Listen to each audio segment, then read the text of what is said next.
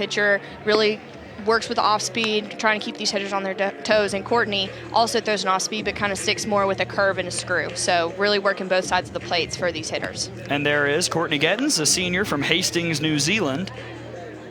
One of the 2 team captains for this team this year. Getting the start in the circle, and there's a scouting report, Rachel.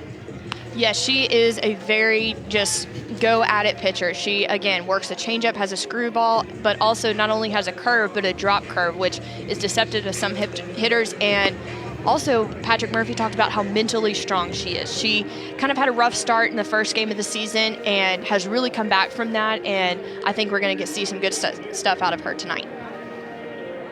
So Gettins in the circle, and she will face this lineup for Missouri. No real changes from game 1, although Reagan Nash has moved down a couple spots in the batting order. But we saw them get a lot of contact against Montana Fouts despite just the 2 hits. Right. I feel like they may have prepared for her more so than maybe the other pitchers, and maybe really worked in practice about catching up to her speed and mimicking pitches that they may see from her. So we'll see how they respond to Courtney Gettins and see how much they prepared for her as well. Definitely a different look as the first pitch from Gettins comes in for a ball to Brooke Wilmus, the sophomore playing second base from Johnston, Iowa. Was 1 for 3 with a strikeout earlier today. And ropes the second pitch of the night out to right field for a leadoff single, and Wilmus is aboard. Great job by Wilmus, taking advantage of the pitch that Courtney Gettins did give her. It was a little too far over the plate, probably not a great pitch to throw to this left-handed hitter, but great job by Wilmus by getting on base and starting the game off the way they want to. Alabama defensively, you just saw KB Sides come up with that ball. She's in right, Alyssa Brown in center, Maris Schroeder in left, just like the game earlier. And on the infield, Morgan over at third, Jenkins at short, Wallace at second, Tao at first, and Reagan Dykes, the senior, catching for her fellow captain Gettins. Rollin shows bunt, and it goes by for a strike.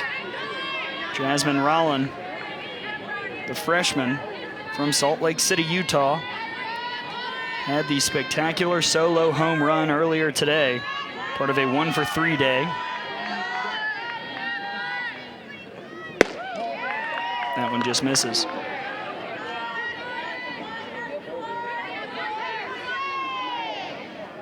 The average still gaudy for Jasmine Rollin. Getting her her sixth start of the season.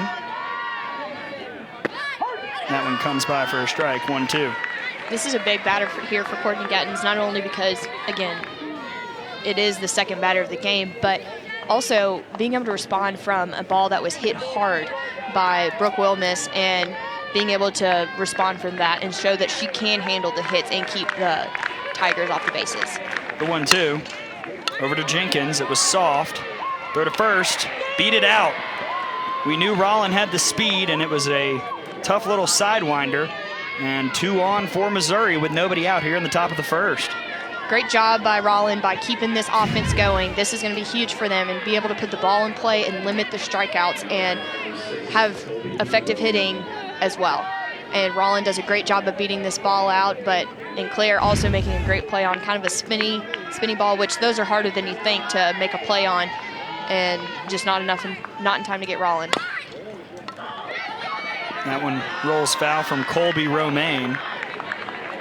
Missouri in game 1 was 0 for 6 with runners on base. 1 for 1 here today in game 2.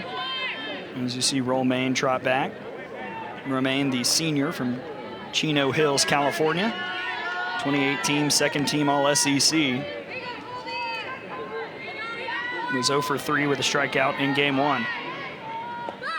Bunts again.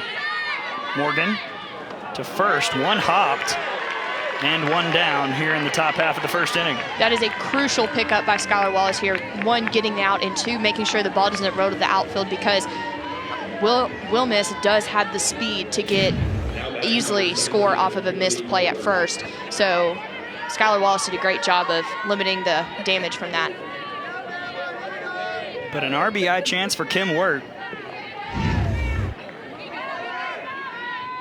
The first pitch popped up. Wallace makes the catch and a big second out here in the first inning.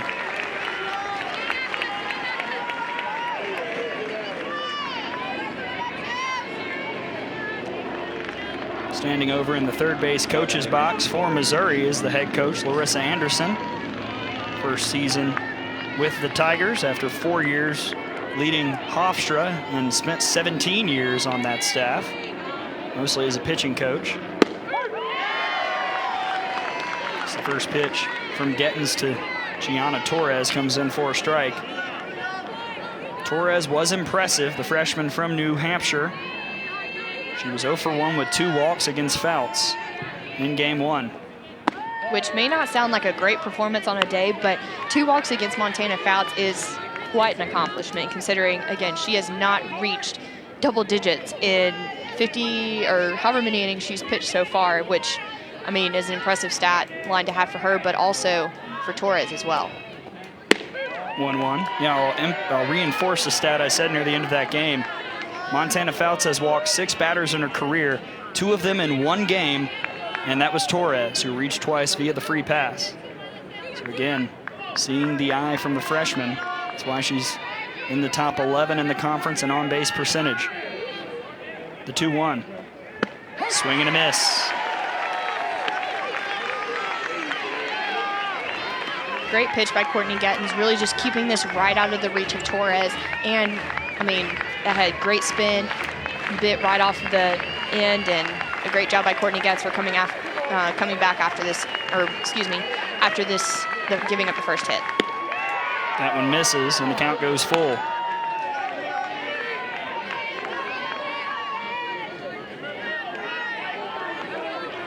Courtney Gettins, the transfer from Florida Southwestern Junior College out of Hastings, New Zealand.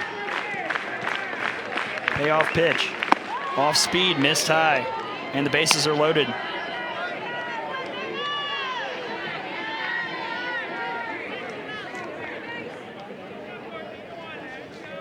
So the runners, Wilmus over at third, Rollin at second, and Torres, who just walked her 3rd walk of the day in 2 games, over at first. And Stephanie Van Brakel-Prothro comes out for a chat with her senior hurler. So what would Coach Van Brakel-Prothro be saying to Courtney Gettins right now, Rachel?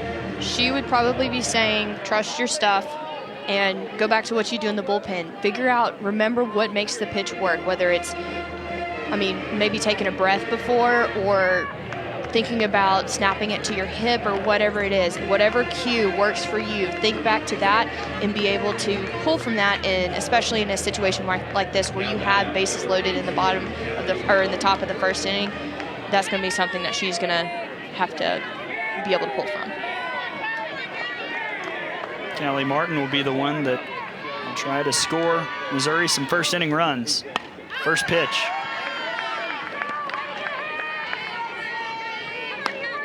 Martin, the sophomore, calls Raymore, Missouri home. He's 0 for 3 with a strikeout in game 1. Just misses. One thing that's key about these pitchers as well is being able to find that strike zone, and the longer it takes to find that, the less effective they are going to be as a pitcher, and the easier it's going to be for the hitters to get on base. This is a rare first inning struggle for Alabama. They've allowed just 2 runs this season in the first frame, and time is called. I believe an illegal pitch may have been called just then. Something was called against Courtney Gettins, and Patrick Murphy wants to find out what it was. And there you see the head man for Alabama just reached his 400th career SEC win, 21st season in Tuscaloosa. And Stephanie Van Brakel-Prothro also trying to find out. Let's see what just happened.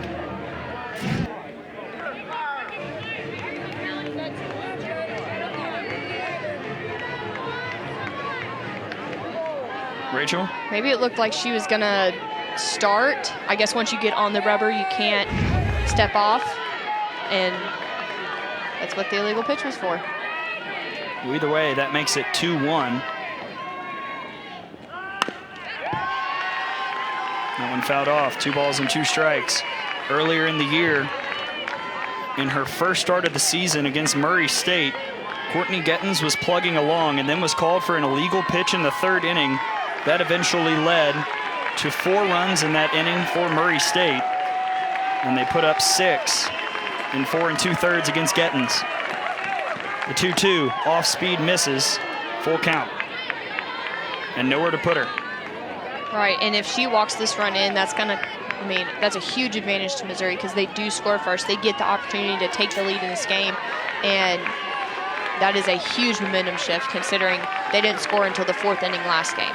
So they may be able to use that. Payoff, roped out, that's fair. 1 run will score, 2 runs will score.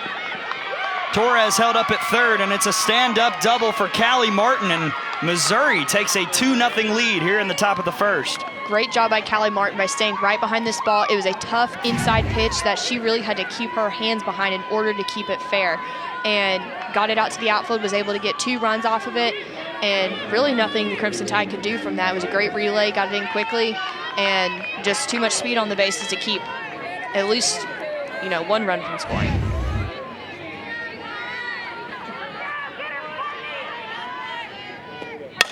And this pitch is over the head of Claire Jenkins, hit by Hattie Moore, and 2 runs will score. 4-0 Missouri as they unleash here in the top of the 1st inning. I don't know what Coach Larissa Anderson said between games, but clearly it has made an impact on this Missouri offense, and their bats have come alive. They are ready to go, and kudos to them for being able to respond from a loss. And a great hit as well to just put the nail in the coffin, and Mara Schroeder bobbling the ball here, so I don't know if that runner would have scored necessarily from second base, but she was able to at least keep the runner off of Hattie Moore from getting to second base. So Moore with the 2 RBI single, and Missouri 4 hits, 4 runs here in the 1st. And the threat not over.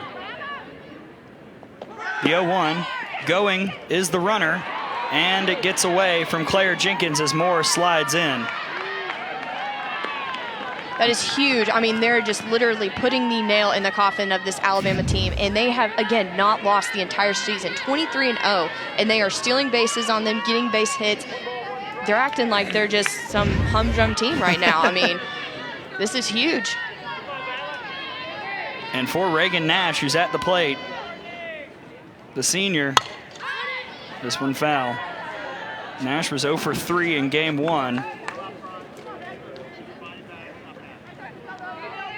And now faces a 1-2 count against Courtney Gettins, who coming into this game was 6th in the SEC in opponent batting average and 5th in hits allowed, but has surrendered 4, along with 4 earned runs here in the 1st frame.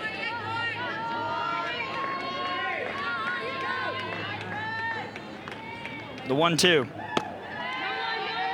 Didn't go after it, 2 balls and 2 strikes.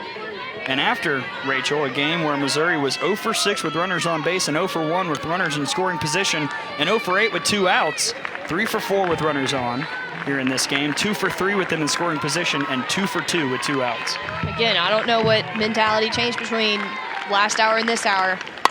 That one over Maddie Morgan. Larissa Anderson will send the runner. The throw home is not in time, and Missouri has a 5 spot here in the 1st inning. What a call by Larissa Anderson to send the runner around. That is a huge just play that, again, is nailing another nail into the coffin of this Alabama Crimson Tide team. I don't think they have gone, it's been a while since they've gone down 5-0 in the 1st inning, but great job here getting the run across the board and then getting the hit through the 5-6 hole. Making Alabama make plays is a part of the game, and they did not make one here. Let's see it again. Oh yeah, got it. What a slide by Hattie Moore. And an RBI single for Reagan Nash, who advanced on the throw, and Alabama has to make a pitching change, and Sarah Cornell will come in. So we'll tell you about Sarah Cornell after the break. Missouri up 5-0, an incredible 1st inning here in Tuscaloosa. Coming into this game, Alabama all year had allowed 2 first-inning runs. Missouri has put up 5 here in the top of the first, and Alabama has to make a pitching change. It is Sarah Cornell, the transfer from Hofstra, facing her former coach, Larissa Anderson, for Missouri, who used to coach her up in New York. This is a huge one benefit for Larissa Anderson. She knows exactly what she's going to throw. I wouldn't be surprised if you saw a couple more runs put up in this inning, but again, Sarah Cornell being one of those pitchers that is tough to hit. She works both sides of the plate very well. She throws anywhere between 65 to 69 miles per hour and works with a rise, really all 4 quadrants of the strike zone, and is, again, a tough pitcher to hit. And the first pitch she throws to Abby George is a strike, as you see the accolades when she was with Hofstra for Sarah Cornell. The 0-1 to George. Misses. Abby George, the sophomore from St. Louis, Missouri, was 0 for 2 with 2 Ks in game 1.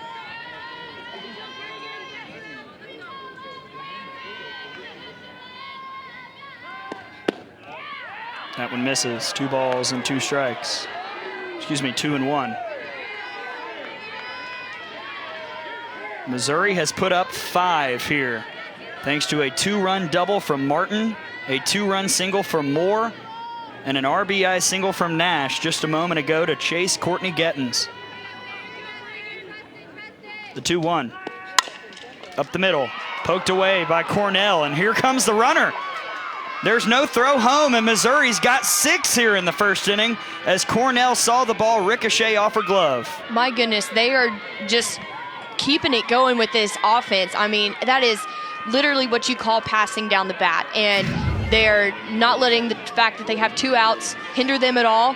It's a tough play by Sarah Cornell, but a play that really needs to be made, or for her to just let it go and let the shortstop Claire Jenkins take it. But again, great job by Missouri being aggressive here, not being afraid to make the plays that they need to get these runs across.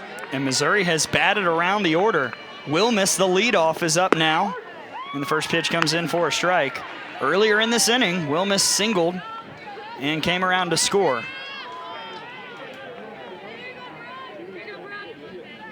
Seeing a lot of smiles here in the batter's box for Missouri. Certainly feeling good against the number 5 team in the country. 6-0. I would too if I just put up 6 runs against the only undefeated team in the country. We haven't even talked about the Missouri pitcher, but Cassie Gasper has to be feeling really good about herself with a 6-run cushion at least. Yes, she should. I mean, giving up a solo run to Claire Jenkins is going to be nothing in the grand scheme of this first inning. The 1-1 misses.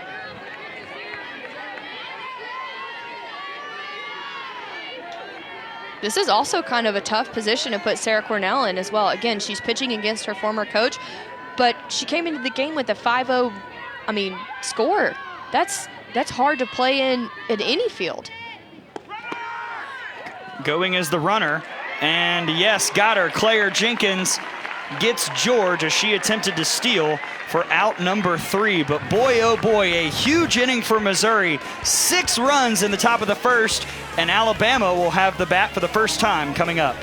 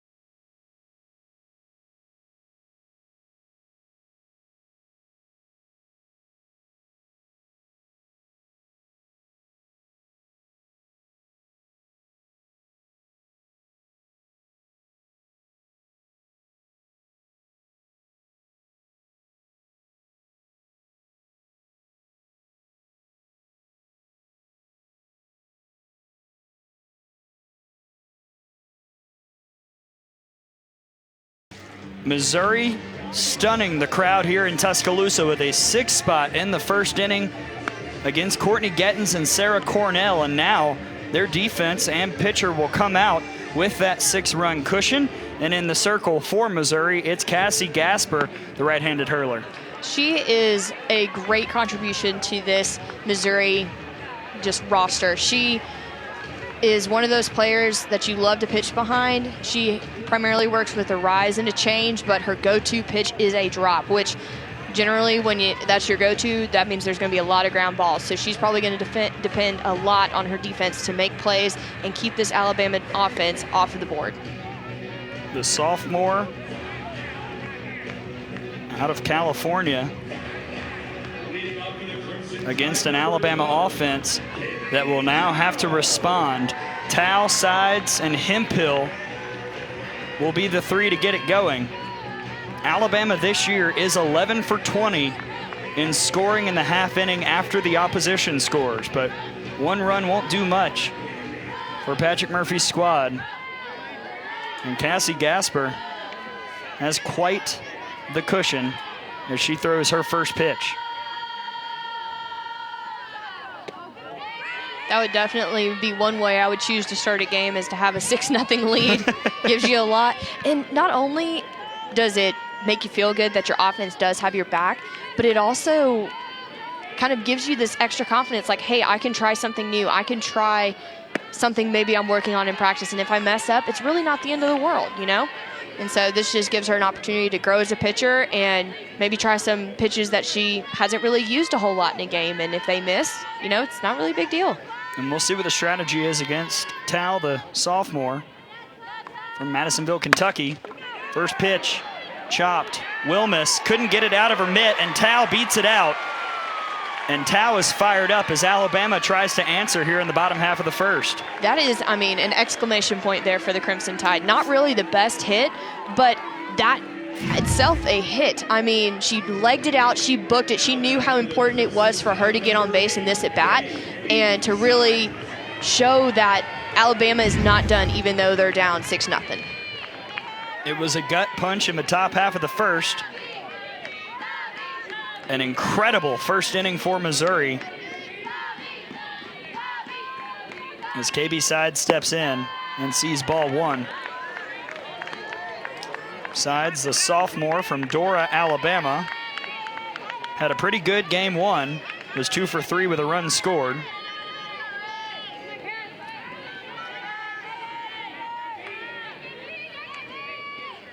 Swings at that one and pokes it out to left field, and Alabama generating something. 2 on for the Crimson Tide. Alabama just not giving in here, and this is something that's going to be huge for them to start now and even carry into postseason. When if they face a team that, say they face Washington or UCLA that they've never played before, and they get right off the bat down to 6-0, they know they can pull from this and say, I can respond, I can do something here, and that's exactly what KB Sides and Kaylee Tao did. And Patrick Murphy will ask the same of Bailey Hemphill, who had a rough game 1, was 0 for 3.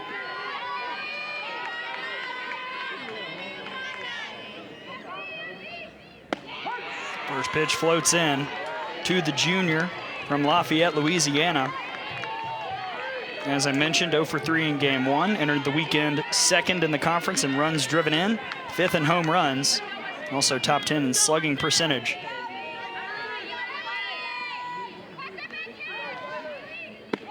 Another off speed. Honestly, that's exactly how I would pitch to Bailey Hemphill. Until she hits the off speed, I would throw it until, I mean, she hits it. She shows you that she can actually do something with it. We'll see if Casper goes back to that pitch. The 0-2. Fouled off.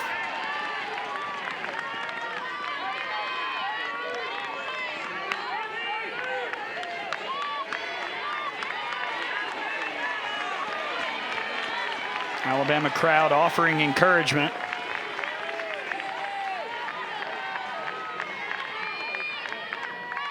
The 0-2.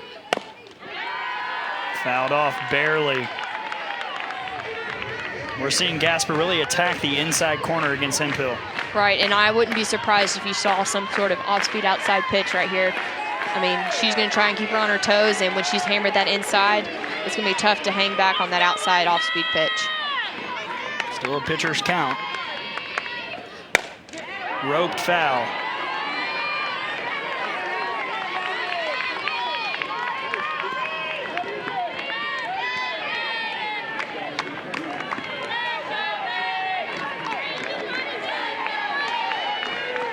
This is a big at bat because Bailey Hemphill, who has been struggling all day, this could be almost a nail in her coffin, so to say. And I mean, maybe if she gets a hit here, she gets confidence, but if she doesn't, that one misses low.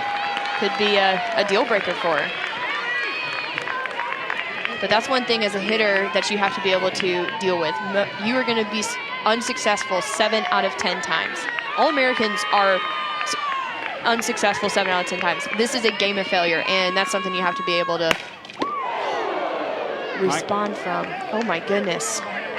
I think everybody's okay in the Alabama dugout as Caroline Hardy and Claire Jenkins check the vitals. Almost just lost it alive. Wow. That was, wow. That after a long at-bat here by Bailey Hemphill. The 1-2. Misses.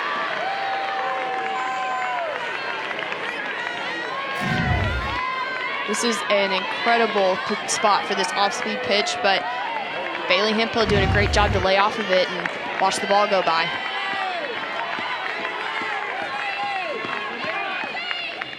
Off speed. Trying to turn 2 as the throw pulled the runner. No, excuse me, it got her, and Missouri turns 2. A big double play for the Tigers as Bailey Hemphill makes a mistake, and there's 2 down. That is a huge double play to turn here in this inning because, one, it kind of is a buzzkill for Alabama. They literally worked so hard to get these first 2 runners on with no outs, and Bailey Hemphill rolls into a double play. But also, it keeps the second runner in scoring position off the bases as well, which you have to at least, I mean, you have to get the ball at the infield and on the ground in order to get Kaylee Tao in. So, great job by Missouri. Jasper really hammering the off-speed so far. That one high to Reagan Dykes. The senior from Collins, Mississippi, was 1 for 3 in game 1.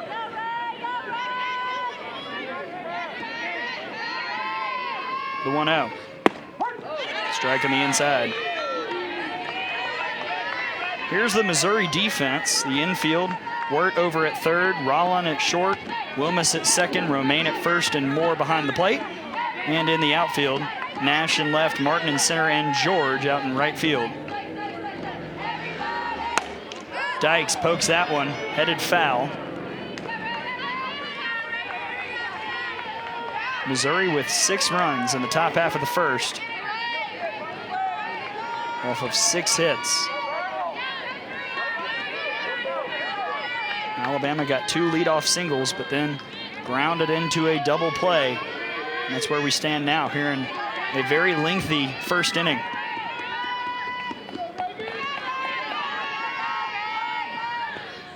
This one hit hard and foul.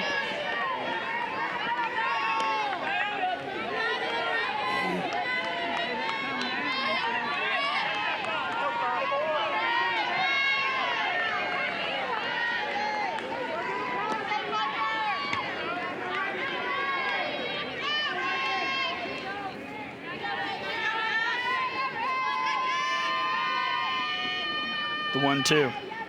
Off speed, got her. And Gasper gets out of the jam. Alabama with 2 leadoff singles, but can't bring anyone around.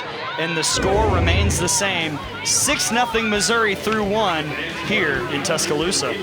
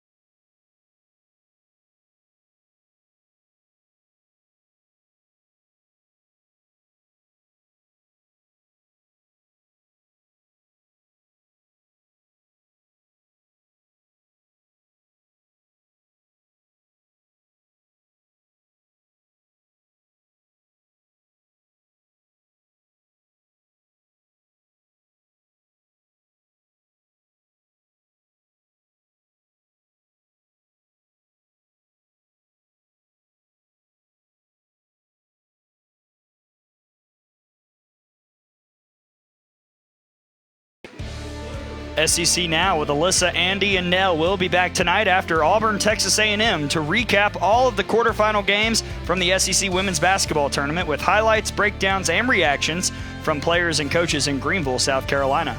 Nobody covers the SEC like we do. SEC Now is also available on the ESPN app, so you can watch anywhere. Missouri with a 6 spot in the first and all 6 runs coming with 2 outs. That's what you call clutch hitting. I mean, there is no other way to describe that. And that first inning surely will be discussed later on tonight on SEC Now. And Sarah Cornell in the circle throws a first pitch strike to Wilmus, who's back at the plate after Nash was caught stealing to end the first inning.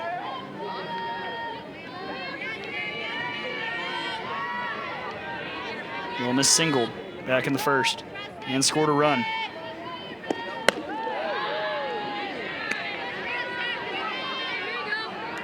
Missouri tonight, 5 for 6 with runners on, 4 for 5 with them in scoring position, 4 for 4 with 2 outs.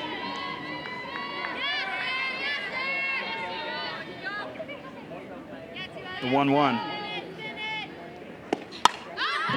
Fouled.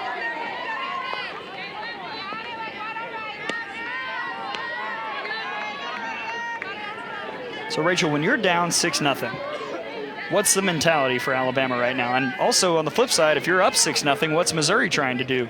Well, from Alabama's standpoint, I would say chip away, 1 run at a time. You have 6 innings left to respond to what Missouri has done. And also on the defensive side for Alabama, don't let them score any more runs. I know that's easier said than done, but, I mean, make your pitches, hit your spots, and zone into what they know how to do. And then from the flip side of Missouri, heck, I just keep hitting the same way they've been hitting. I mean, my goodness, just, attacking the zone, hitting the right pitches, the ones that you know you can drive and do some damage when you go up to the plate. And have fun. I mean, they're smiling so much more this game than they seemed to the last game.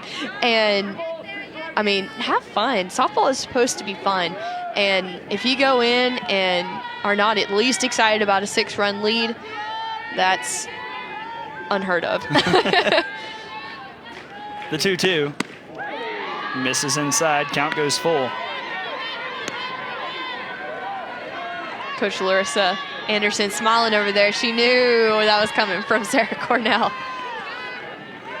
Larissa Anderson, Sarah Cornell's coach for 2 years at Hofstra. Anderson in her first year at Missouri. Cornell her first year with Alabama. Payoff. Fouled. First night of SEC play. First conference series for Larissa Anderson. Lost earlier, but Shirley is thrilled with how things are going here in game 2. It's been a crazy night in the conference already. And Missouri trying to add to that insanity against the only undefeated team remaining in college softball. Got her. Great pitch by Sarah Cornell. My goodness, that framed the outside of the plate perfectly, and she is not letting that score change. She is doing whatever she can to help this Alabama defense, and that's exactly what she does right here. That is a great screwball right on the outside of the corner of the plate and clearly fooled Brooke Wilmus. So Wilmus goes down. Cornell's 27th strikeout this year. And Jasmine Rollin takes strike 1. The freshman singled and scored back in the first.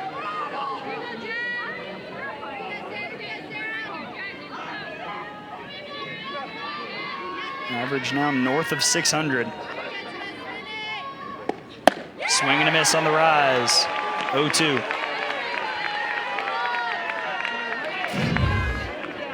Here it is again. Great job throwing that ball up in the zone. And that's what she's probably looking for. Honestly, she did a great job hitting the low one, but she probably thinks she's not going to see another one of those tonight. So great job by Sarah Cornell for putting it right out of her reach. 0-2 just misses.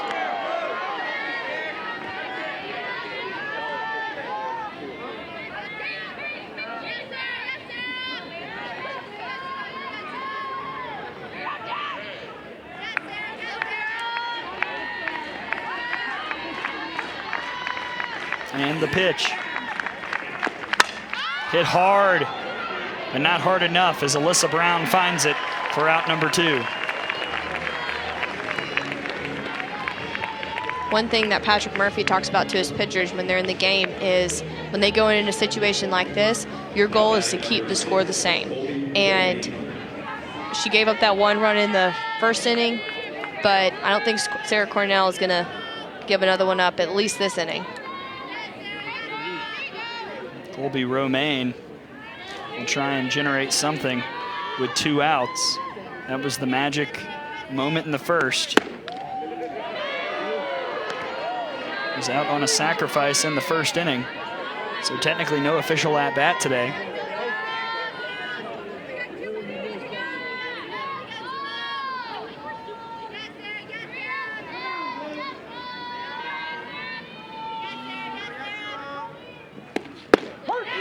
Inside corner strike.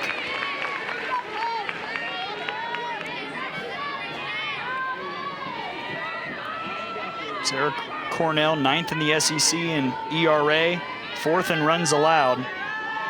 Trying to get out of this second inning after Missouri exploded in the first. This one hit hard. Fair ball all the way to the wall.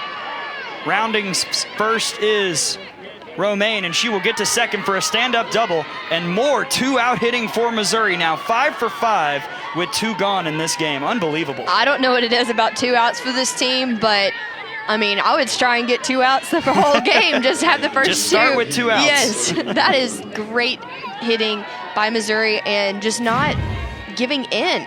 I mean, perfectly placed exactly in the corner to where she can get in scoring position, and great hustle by Romaine to get the 2 bases out of it. And so another runner in scoring position for the Tigers as Wirt steps in.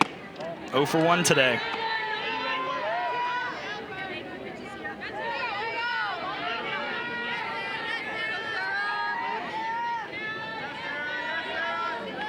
Wirt popped out back in that first inning.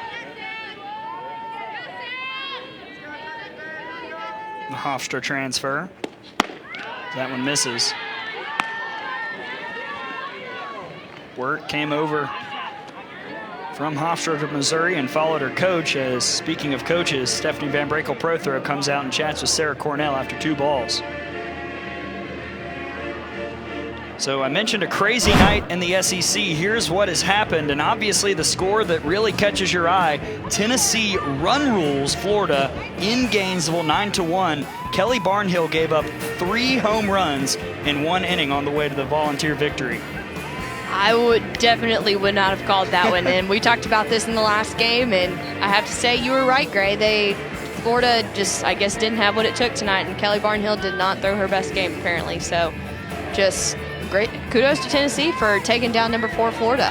And also look at the big road win for Kentucky, winning at South Carolina, and LSU trying to put away Texas A&M. Man, I should not go to Vegas, let me tell you. Back to the action. First pitch, 2-0 pitch strike to Wirt.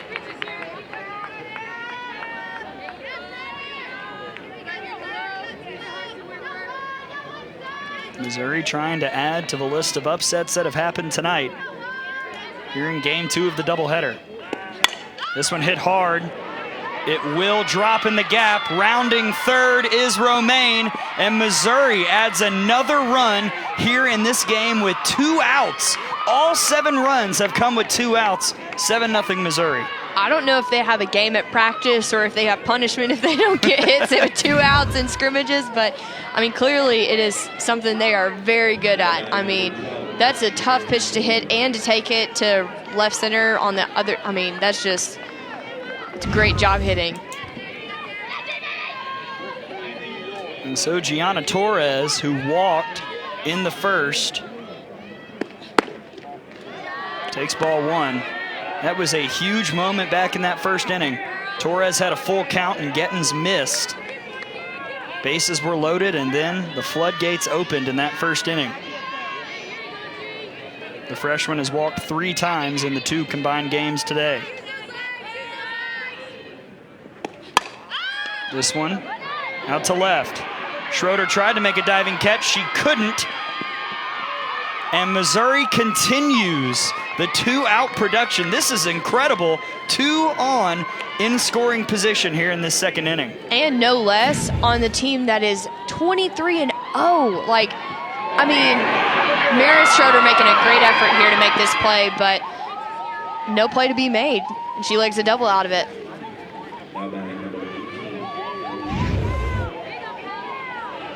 It is a double, and that makes Missouri, Rachel. I can't even believe this stat. 7 for 7 with 2 outs in this game. Wow. I don't even know how to respond to that. I mean, that's unbelievable. And it was Callie Martin who got the scoring started in the first inning. A 2 RBI double. A lot has changed since she put bat on ball that first time up. First pitch strike.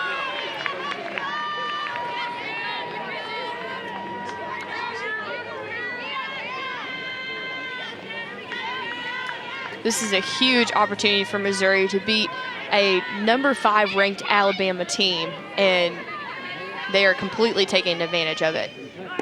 0-1 misses. I mean, just looking around at the crowd, it's just a shocked house.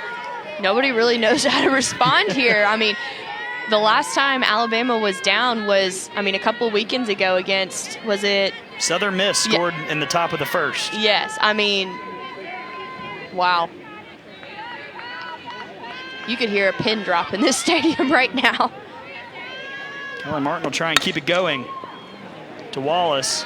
Throw to first in time to end the 2-out madness. But Missouri gets one more run, 7-0 over undefeated Alabama in Tuscaloosa.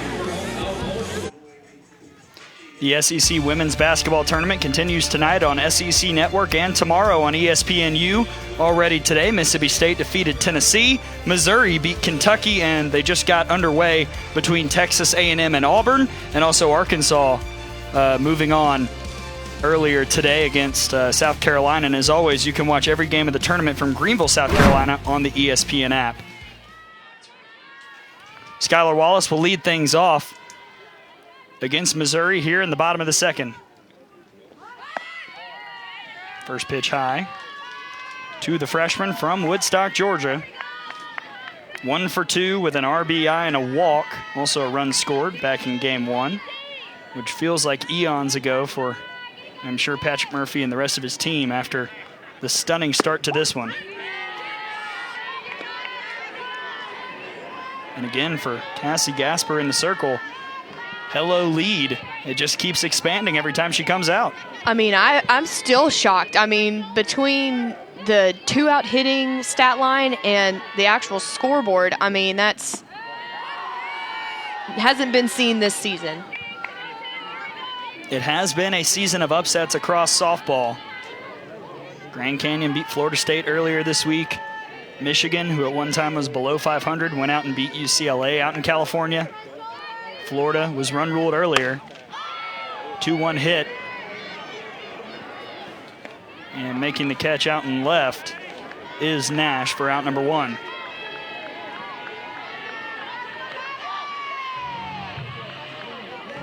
So Maddie Morgan will step up.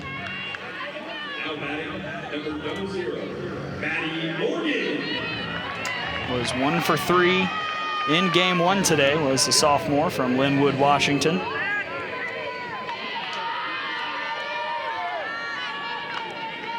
One thing, too, I don't feel like we have really given enough credit to Gasper here, but she has really shut down this Alabama offense, which granted, she has had an incredible offense herself to kind of back her up, but Missouri, one, not being satisfied with just the 6 runs. I think they're trying to go for the run rule here. And Gasper not being afraid to go right at these hitters after, I mean, even after the aftermath of last game where Claire Jenkins hit a home run. She had a long sac fly that was almost a home run. I mean, just going right at these hitters and being fearless. Well, the biggest play for Gasper was getting the double play against Hemphill with nobody out and runners on first and second. You felt like Alabama at least based on the buzz in Rhodes here, that Alabama was trying to make a play, trying to grab a little momentum back, and Gasper shut that down in the first inning. I mean, it just looked like they got deflated. The 2-1. This one right to Wirt at third, and throw to first in plenty of time. What a play by Wirt. That is a tough play. A short hop at that, and a quick one. I mean, that is all reaction. There's no, okay, let me stand here, see the ball in my glove. It is hot off the bat, short hop. Used her body to keep it in front of her, and comes up and makes a throw like it's nothing. It's a great job and a great play by the third baseman. So 2 down for Claire Jenkins. As we've referenced, was 1 for 2 with a solo bomb in game 1. Pitch 1 crawls in. Also had a sacrifice fly for a 2 RBI performance for the junior from Coleman, Alabama. This game, too, goes to show that anybody can win on any given day. It's Absolutely. not, oh, you're undefeated, we can't beat you. It's anybody can win on any given day. When you've got a league that has seen all 13 teams go to the NCAA tournament the last couple years, stuff like this tends to happen.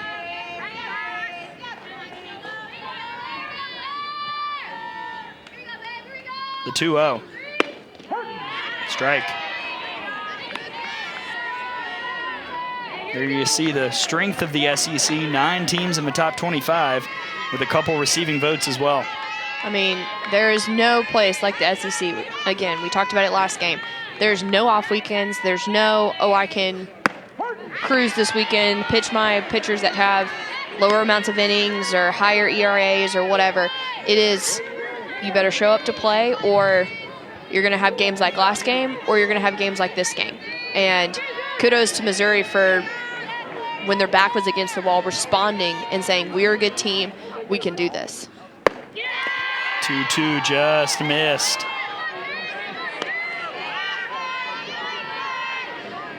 See it again.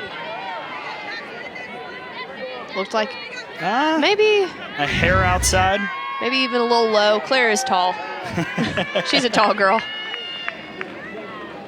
Payoff. Floats in way too low. Crawled there, really, and Jenkins is aboard with a walk with 2 outs. So Alabama will try and manufacture something of their own with 2 outs. And we'll turn to Mara Schroeder to do so. Number 7, Mary Schroeder.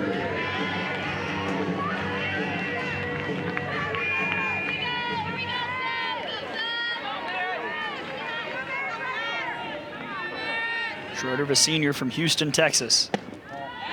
First pitch misses. Was 1 for 3 in game 1 earlier with a strikeout.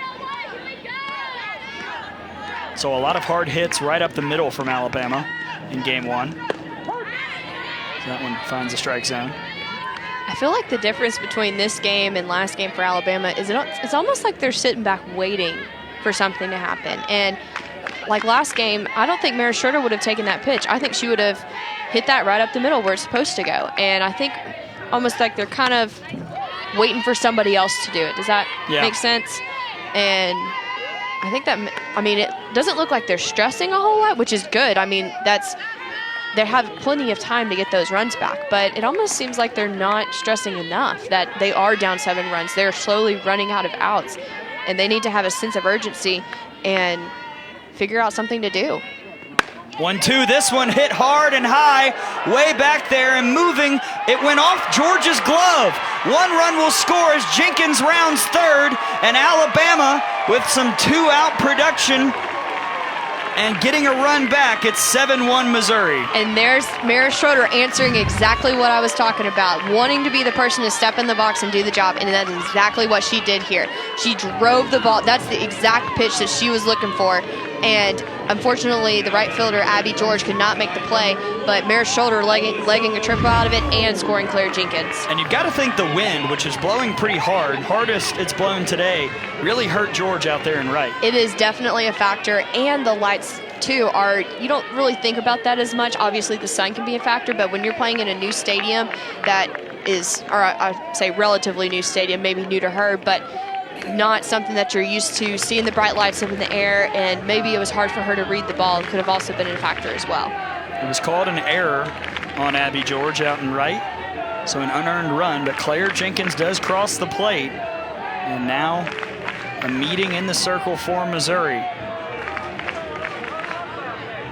Sense a little life here in the stadium now with that one run across. And the runner on third is Schroeder. After George had trouble tracking the ball in right, the break Alabama needed. Cassie Gasper will try and shut things down here in the second inning after surrendering a run against Alyssa Brown, the junior from Eclectic, Alabama.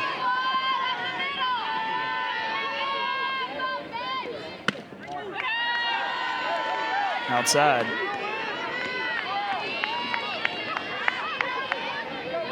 Brown was 1 for 2 earlier today. 2018 second team All-SEC. This one chopped up. Trying to make a play is the shortstop, Rollin. It will not be in time. And Alyssa Brown with an infield single that brings Maris Schroeder into score. And the deficit for the Crimson Tide is down to 5. That is a great hit by Alyssa Brown. That's exactly what she's supposed to do. She's supposed to get the ball on the ground, but in the air to where nobody can make a play. And Maris Schroeder scoring easily, but Alyssa Brown beating out the throw by 1 to 2 steps. I mean, they had no play, and Alyssa Brown is turning the lineup over to Kaylee Tao and is trying to get this party started in Rhodes Stadium. Safe assumption Brown will go here on either the first or second pitch. 18 of 19 in stolen bases. Didn't go there as Tao takes strike one. Kaylee Tao is 1 for 1 today, single back in the first.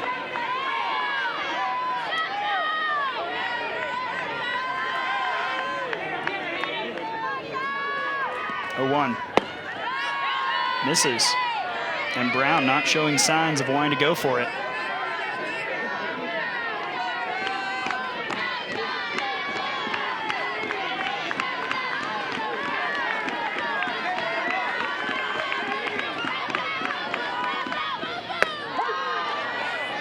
Gets the outside corner, 1 and 2.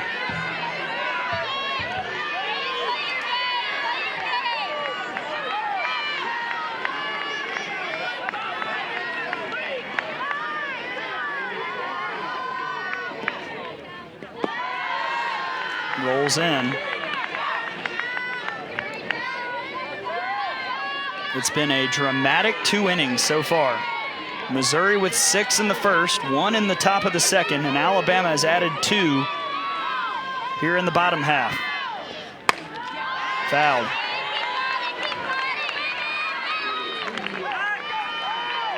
After a pretty exciting game 1, but game 2 has exceeded what game 1 was in terms of intensity between these two teams as Alabama tries to fight back. This second game.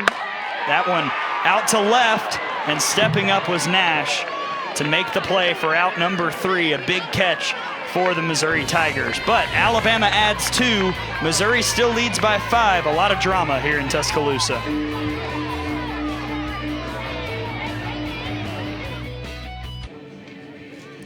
Seven to 2, Missouri leading undefeated Alabama in Tuscaloosa through 2. But if you think this is exciting, prepare yourself, people, because Sunday at noon Eastern, 11 a.m. Central, we'll have the series finale between number 7 Tennessee and number 4 Florida in Gainesville. SEC softball is also available on the ESPN app, so you can watch anywhere. That Tennessee-Florida game, a part of a quadruple header on SEC Network on Sunday. So just plop yourself on the couch and watch SEC softball all day. For 8 hours straight At least. At least. In this league, you know one of those will go to extras. Oh, for sure. Addie Moore will get things started. Moore drove in 2 runs with a single back in the first inning. As we have hit an hour, or rather just about a minute away from hitting an hour of game time here in the top of the 3rd inning. This one right up the middle. And a leadoff single for Hattie Moore. And it gets away. That'll be an error. It goes into the Missouri dugout. And so Moore will stand at second, we presume, as the umpires discuss. That's honestly just a mental error. I mean, granted, it's a routine single, but you at least need to hit your cut so that way she doesn't get an extra base and potentially even 2 extra bases out of it. Missouri trying to do something it hasn't done all day, and that's score with only 1 or 0 outs. Every run has happened with 2 outs on the board.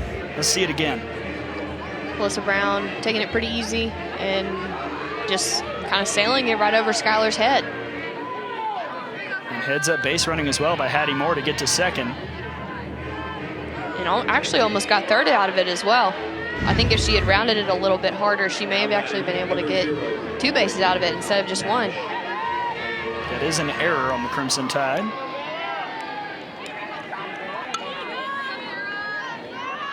And so runner on second, nobody out. Missouri threatening once again.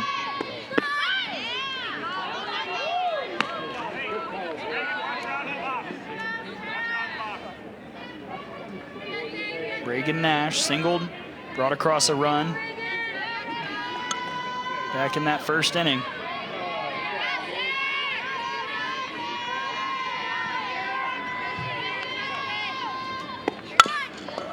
Bunted foul. Nash is third in the SEC in sacrifice bunts, but wasn't able to get that one down.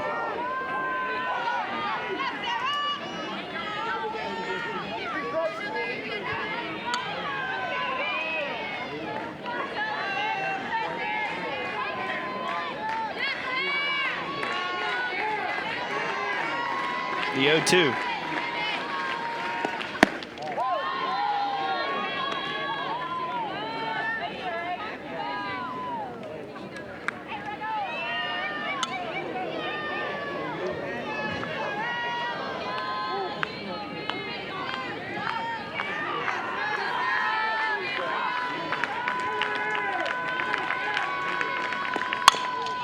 Chopped. Wallace beat it out.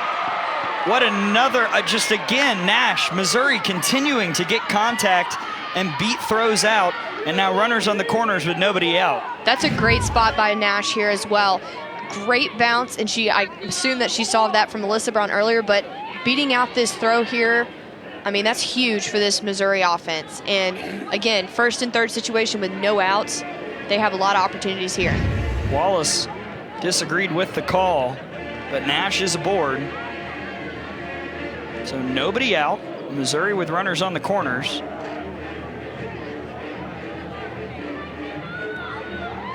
And what has been an electric offensive performance from the visitors. Looks like we may be getting a pinch hitter here, maybe? I think so. It's Kendall Bailey. Bailey, the redshirt freshman from Grain Valley, Missouri.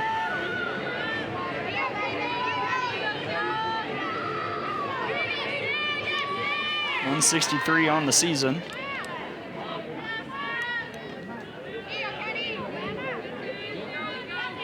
Making her 17th appearance. First pitch high.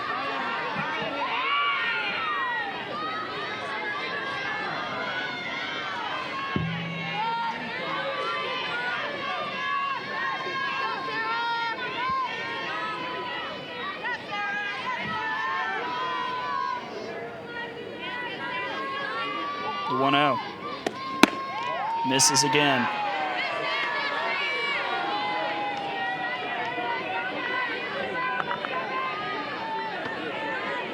Here you see Bailey's season numbers.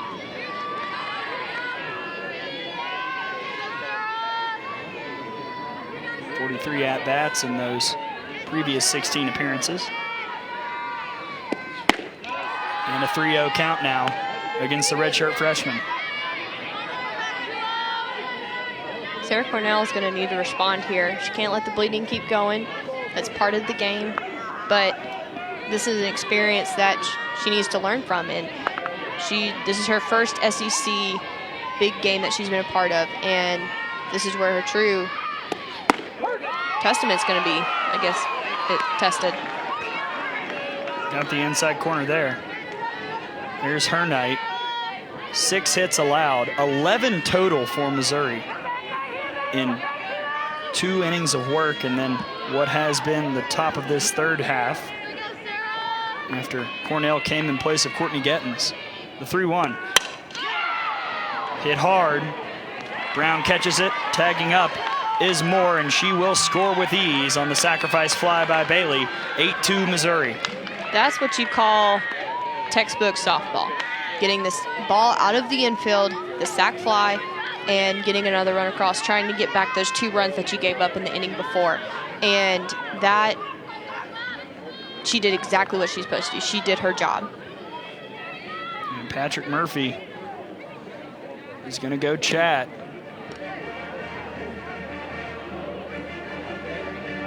Missouri with 11 hits and 8 runs. 6 in the first, 1 in the second, 1 in the third. Alabama responded with 2 in the bottom of the second.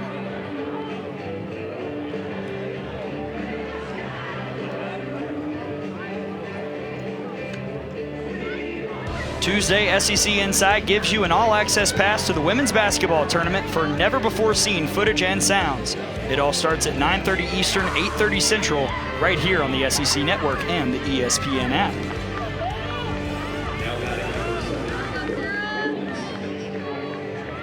So Cornell stays in the game. Runner on first, and Wilmus will step in for the 3rd time in 3 innings. It was a hit and run.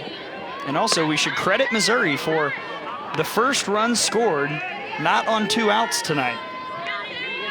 What a stat line to Yes. have. I mean, to be able to say that, I don't know, that's just... It's crazy. It's what it crazy. is. It's absurd.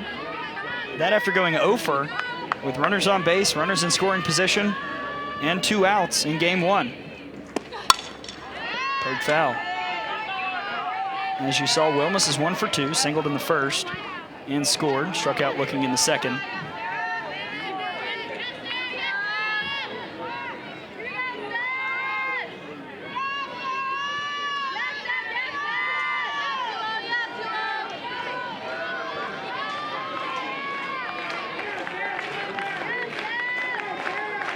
The 0-2. Again, foul back.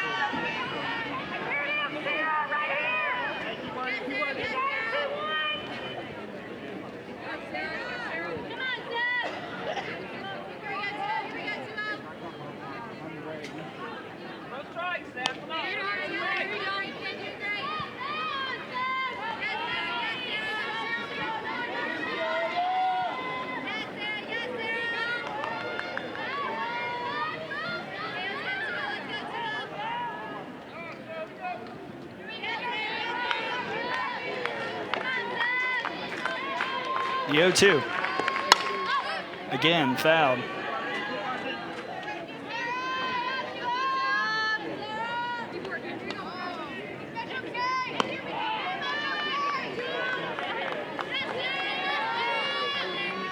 Alabama coming into this contest all season long.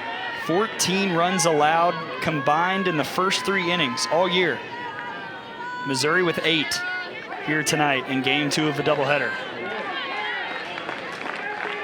The 0-2. To second. Go to first in time, and we've got a little jam. Got a run down here. Dykes will try and chase down Nash, and Skylar Wallace makes the tag for out number 3. But Missouri adds another run, 8-2 Tigers here in Tuscaloosa.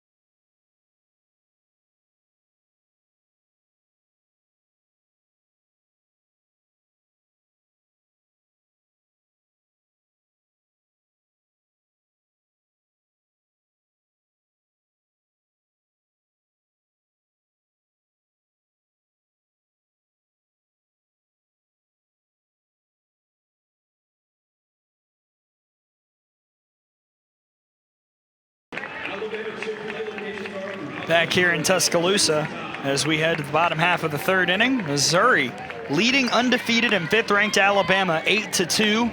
11 hits for the Tigers, as you see there, Rachel. It has been impressive to watch them come out and be aggressive against the pitching from Alabama, as we see with that big 6-run first inning. Just great 2-out hitting here, hitting it exactly where they're not, which is obviously the idea in softball, but just doing a great job of continuing the inning, turning over the lineup and passing it down to the next batter, and doing a great job of hitting the off speed, staying in, and just doing the little things to get the job done.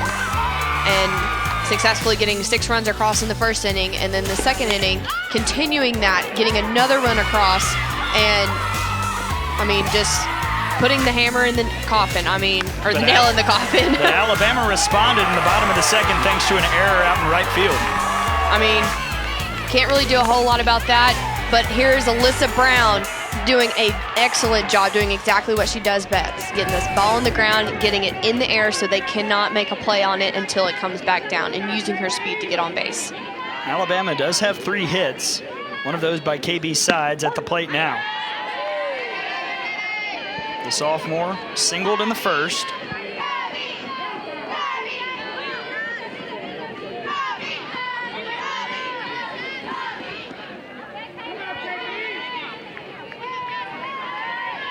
The 0-1.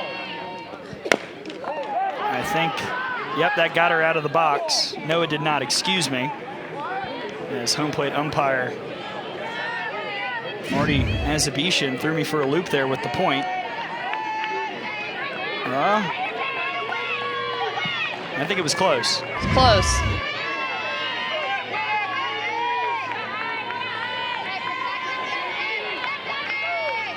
Still a strike, 0-2 to Sides. Low.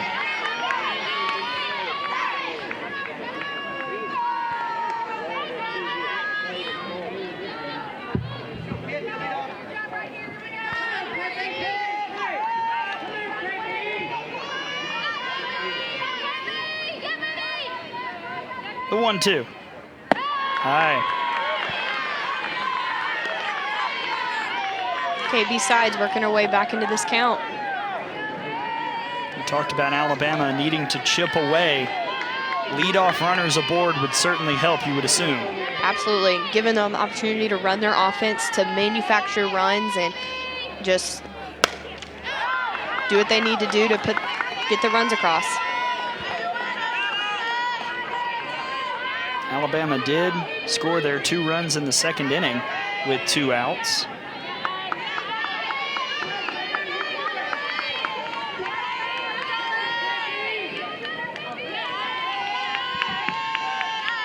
The 2-2. Got her looking on the outside corner, and Gasper with a leadoff strikeout here in the third. KB Sides kind of shocked by that call there. Let's take a look at it again.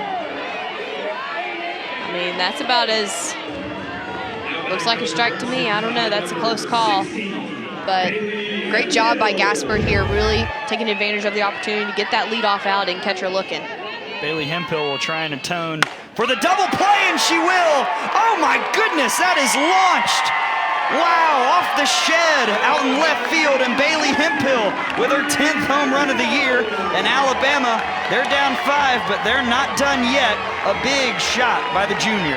That one was lost into the night. I mean, I don't think I've ever seen anybody hit the shed on the backside, even in practice at BP. That was just, I mean, she put everything behind it on that ball. I mean, that was just incredible. And you know what that says to me? That's an adjustment, because earlier in the game, we saw Gasper really hammer the inside corner to Hemphill. That was another pitch headed on the inside, and Hemphill was able to poke it out of the yard. Right, and that is huge. Adjustments from pitch to pitch, at bat to bat, that is what's going to separate teams from the good from the great. That and pitch selection, and that's exactly what Bailey Hemphill did there. Not really great pitch selection in her previous at-bats, but she didn't wait for the great pitch to go by this time. She took advantage of it when she saw it. 10 home runs, 32 runs driven in for Bailey Hemphill as Reagan Dykes takes a strike. She struck out back in the first. We have had scoring in 5 of the 6 half innings in this game.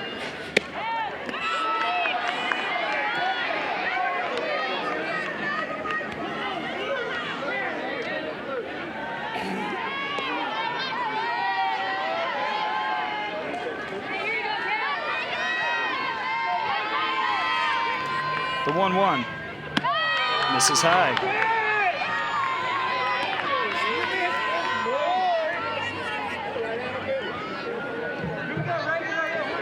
The Alabama dugout.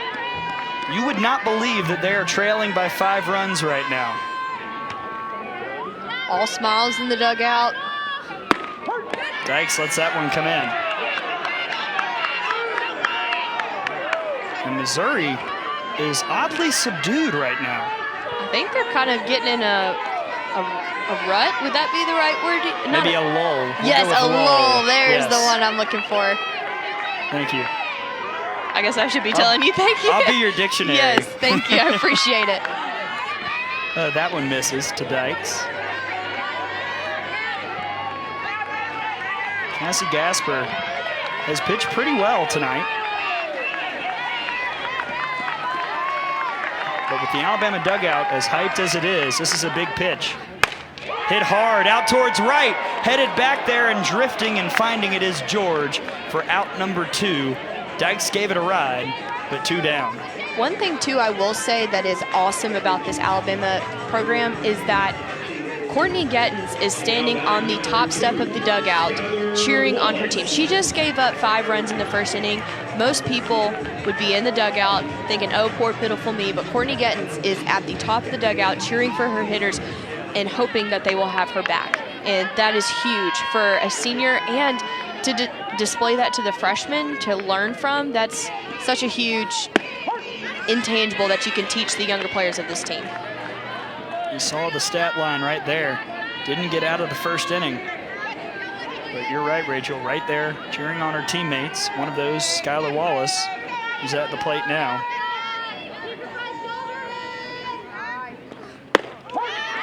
Comes in for a strike. Wallace is 0 for 1 with a fly out back in the second inning.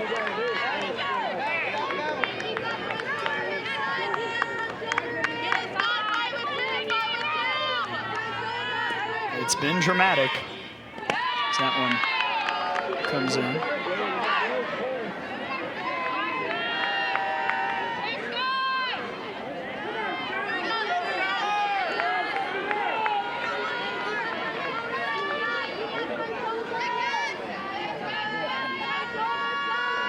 And the pitch, knuckled up. And ranging over is Wilmus to make the catch for out number 3, but the scoring continues. Bailey Hemphill with a solo shot. 8-3 Missouri here in Tuscaloosa.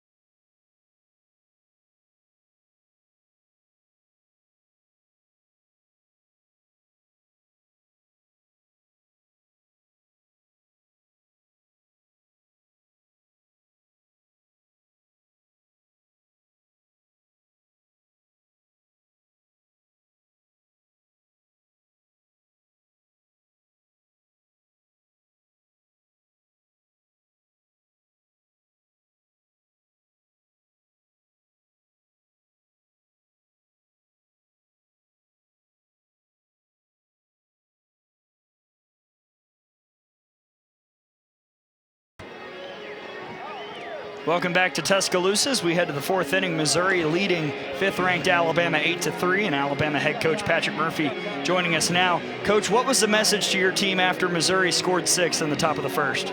Just keep chopping and keep playing, and there's a lot of softball left. We had 7 at-bats. We had the first 2 on, and unfortunately we hit it in the double play, but just got to keep going and just keep pecking away.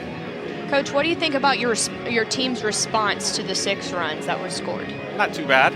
mean, we're not shut out, so we got 3. We had a couple people on in the first inning, so there's a lot left, so nobody needs to leave the computer. Thank you, Coach. All right, thanks a lot. Patrick Murphy, the head coach for Alabama, reaching 400 career SEC wins. Telling all the viewers out there to not turn off the laptop or however you're watching tonight. This game is just getting interesting, apparently. I think it was interesting from the get-go. It's been pretty fascinating through 3 innings, and to think we still have 4 full to go. A lot can happen here in Tuscaloosa.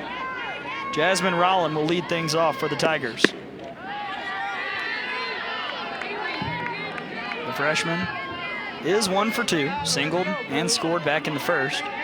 Flew out in the second.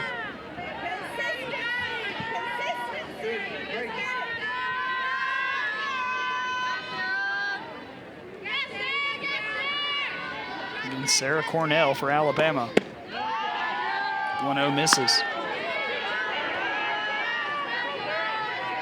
Cornell's night. 2 1/3, the 6 hits. But only 1 run allowed.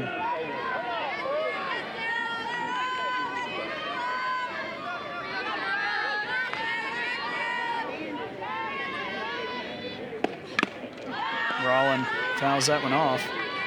2 balls and 1 strike.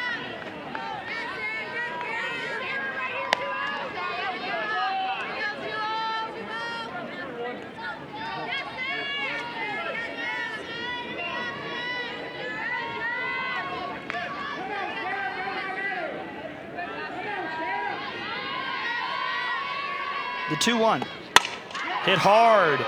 Moving back is Schroeder, and on the run makes the catch for out number 1.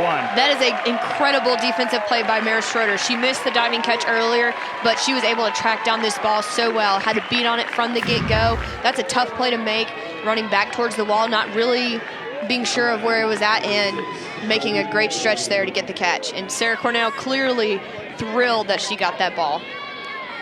Despite the score, and we just showed the dugouts a few moments ago, you're seeing more energy from Alabama overall.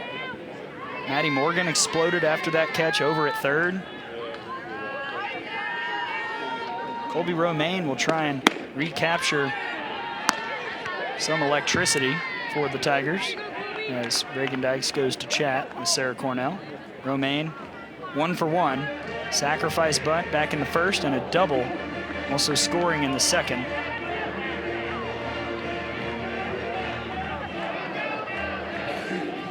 One thing that Patrick Murphy talked to us about earlier this week was that the relationship, or how important the relationship between the catcher and the pitcher is. He asked his catchers to go to lunch with his pitchers in the beginning of the fall so they can figure out how to coax them out of their funks in the game, or whether it's telling them a joke, whether it's getting on them, whether it's, you know, just figuring out what it is that gets them out of a funk. And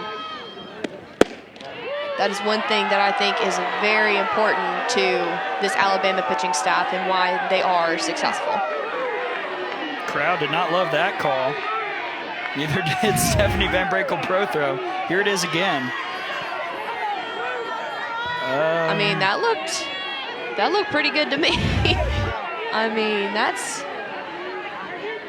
tough break for Sarah Cornell. Here's the 2-0. Poked. And Sides makes the catch for out number 2.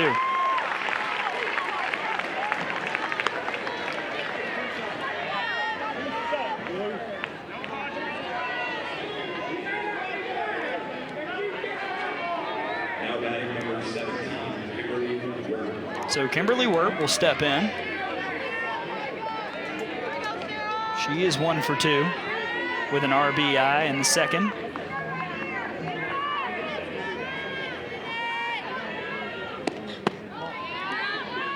Every Missouri starting hitter has a hit, and all but 4 have driven in runs tonight. That's what you call no holes in your lineup. No holes. That's a pretty good stat. The 1-0.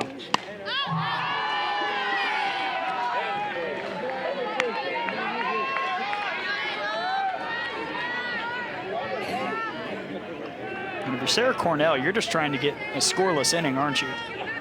Definitely. Like I said earlier, I mean, Patrick Murphy asks his pitchers whenever they come in relief to leave the score the same. So each new inning, that is your goal.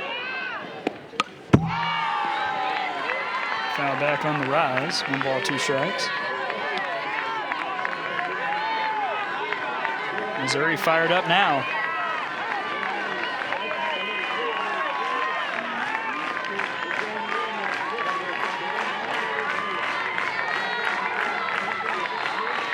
Crowd trying to will Sarah Cornell to a 3rd out.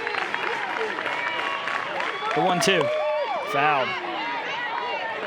Just a reminder, Missouri tonight 7 for 8 with 2 outs.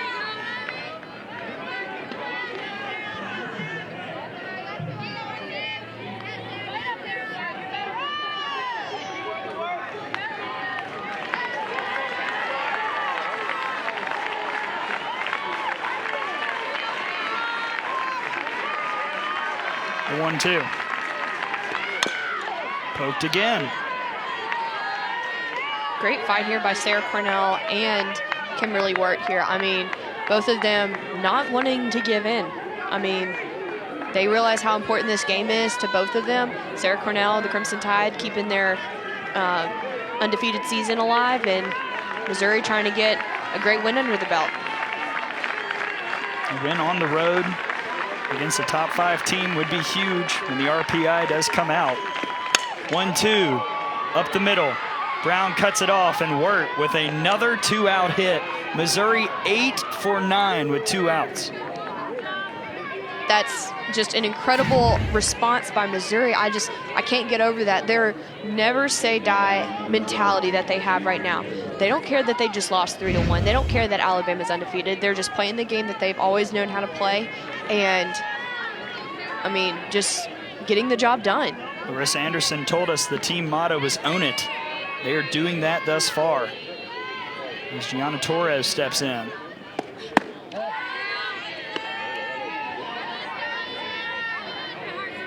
I mean, look at that, the 2-out hitting. Alabama does have 1 hit that was helpful. It was Alyssa Brown driving in a run in the 2nd.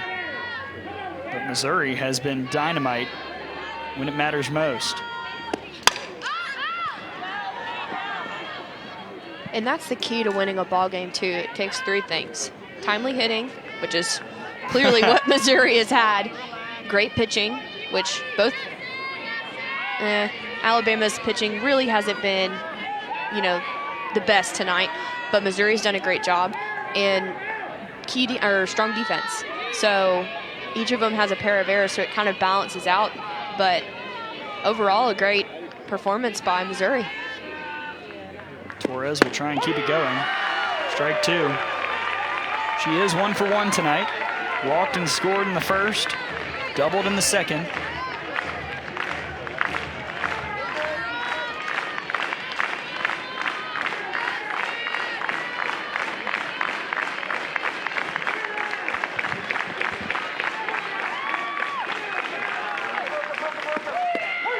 Got her. Sarah Cornell with a huge strikeout here in the 4th, and Missouri goes scoreless for the first time. 8-3 Tigers here in Tuscaloosa.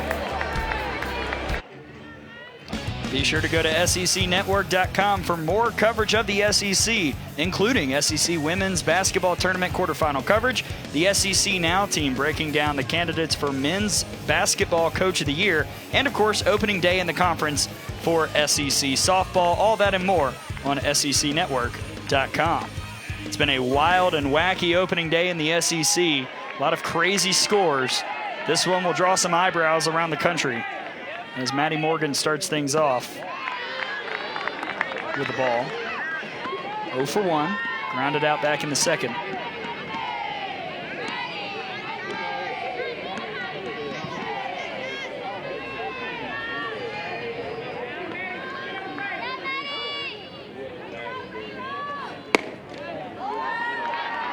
Another miss.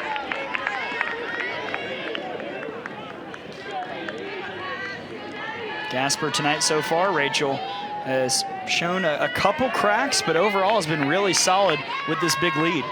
Yeah, she's only given up 4 hits, which Alabama's a good hitting team, and if you're keeping them, I mean, below 5 right now in the first 3 innings, that's an accomplishment. These are good hitters. These are people who are very selective about their pitches that they swing at, and they're tough outs. So each one you get out that's great. Morgan was all take there as that one finds the strike zone.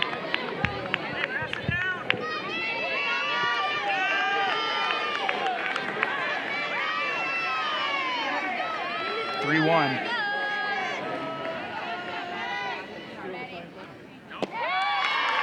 Misses low, and Maddie Morgan fired up, aboard with a walk, here to start the 4th inning. One thing I absolutely love about Maddie Morgan, and Patrick Murphy told us this, is that her intangible is to celebrate the little things. Now, most people in this situation would be like, oh, I'm going to trot down the baseline and take my base. But Maddie Morgan was about to jump out of her shoes going down the baseline. And that is such a little thing, but here she is using her intangible to get this Alabama Crimson Tide offense fired up. It has been an offensive game, to say the least, as Jenkins fouls off the first pitch.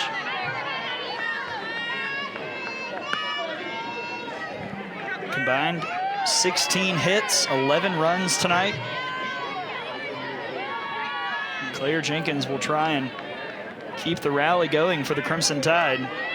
She walked back in the 2nd. Also scored.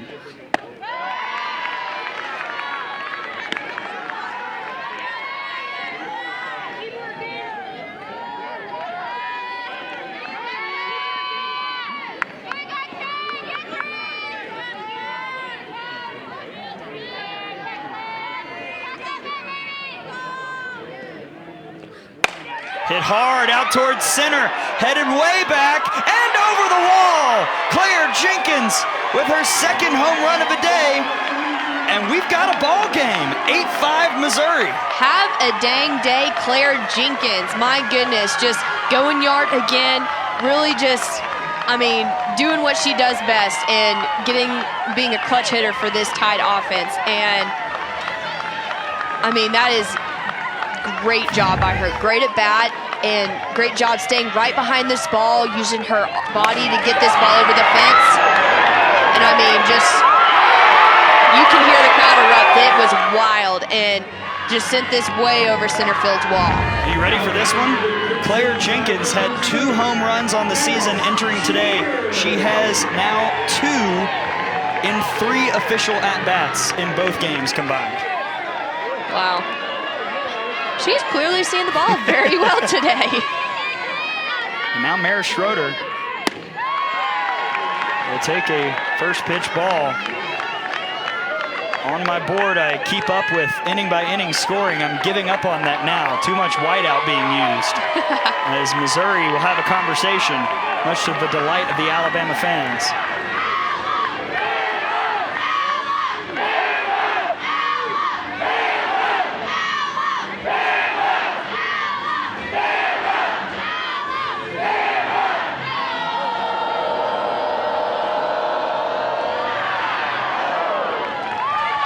Alabama really using their crowd to shake this Michigan, this Missouri lineup up. I mean, that is one thing at Rhodes that people talk about, is how much the crowd plays a factor into these games, and clearly Alabama softball using that to their advantage.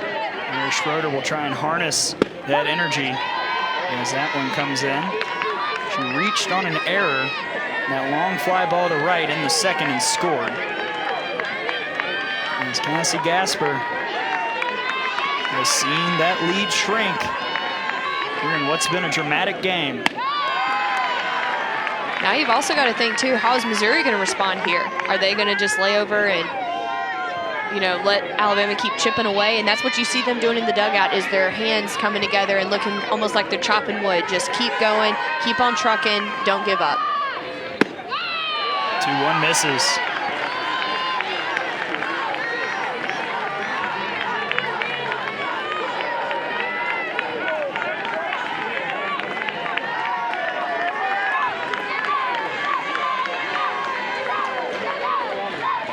3-1. High. Mara Schroeder walks. And you've got to think Larissa Anderson might be thinking about it. I wouldn't doubt it. I really wouldn't. And I think we called it. We're going to see a pitching change. It's Eli Daniel warming up in the pen, but it's not her that will come out. Instead, it's number 16, Summer Shockley, the sophomore. And we'll give you the rundown on Shockley when we come back. We got a game in Tuscaloosa. Don't go anywhere.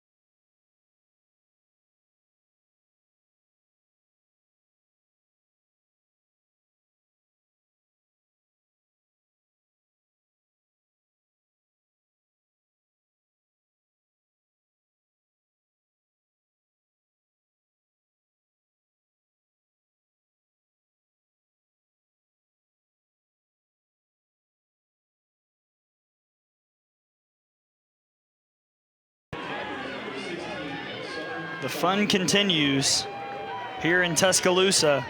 Missouri leading Alabama 8-5, and a pitching change as Summer Shockley, the sophomore for Missouri, steps into the circle for her first action tonight. One cool thing about her, Gray, is that she is a self-developed pitcher, which is unheard of in college softball. I mean, most of the time you talk about kids who have taken lessons for years from these high-paid coaches and all that sort of thing, but she is not. She mainly will throw a curve both sides of the plate. Has a screw, has a rise, and a change. So a lot of different things coming at these Alabama hitters, and a great just arsenal in her box or her gun case. I don't know whatever an arsenal goes in.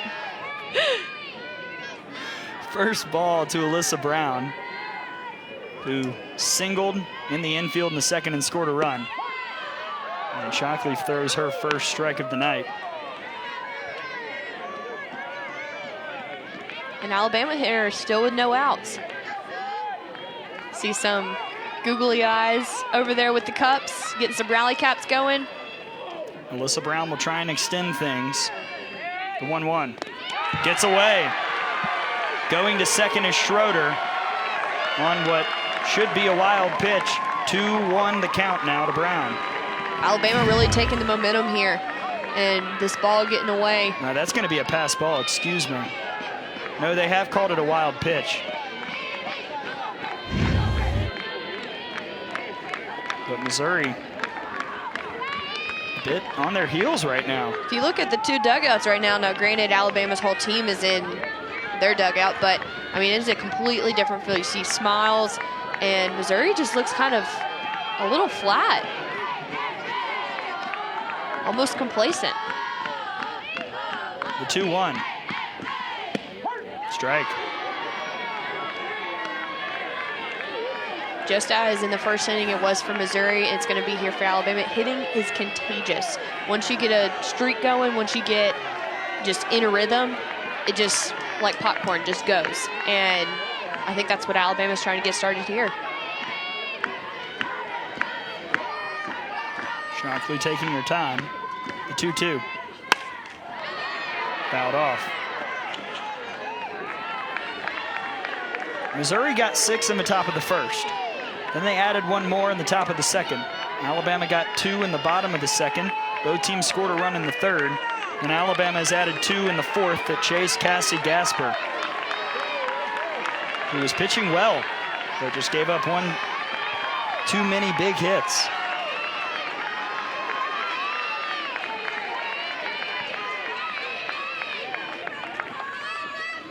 This one is hit really hard out towards center field. It finds the gap. Alyssa Brown rounding second. Coming in to score is Mara Schroeder, and Alyssa Brown with a stand-up triple.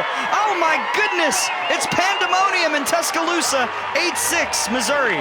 This is unreal. Alabama's had an incredible response to this rally that Mizzou had in the first inning, and now we're sitting here at an 8-6 game, a 2-run ball game. That's incredible. Great job by Alyssa Brown, really keeping this going. Even having such a small bat, she was able to get it out of the infield, over the center fielder's head, and scored that run easily, and legged a triple out because of it.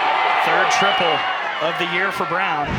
Into the weekend, was tied for 6th in the SEC in that category as Tao steps in. First pitch fouled. Tao is 1 for 2. A single in the first.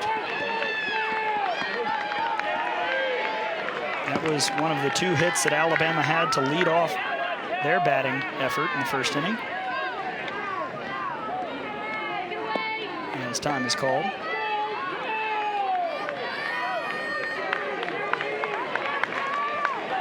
One thing that Patrick Murphy asked of his team as well in situations like this where they are down is to get the winning run up to the plate.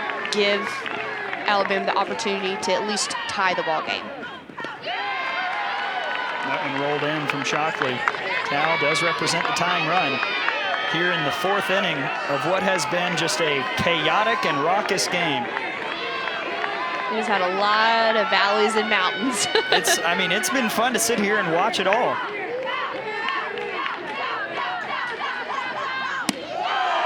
That one just a touch inside.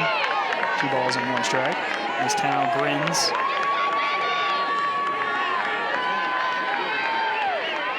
Game 2 of a doubleheader. It's been a fun day in Tuscaloosa watching these 2 SEC foes battle it out.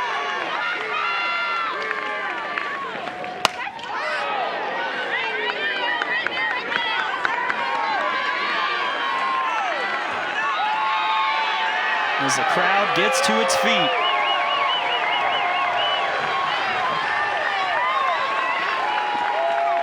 Still nobody out.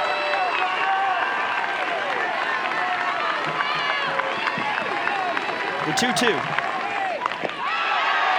Misses. Count goes full. That's a bold pitch from Shockley right there.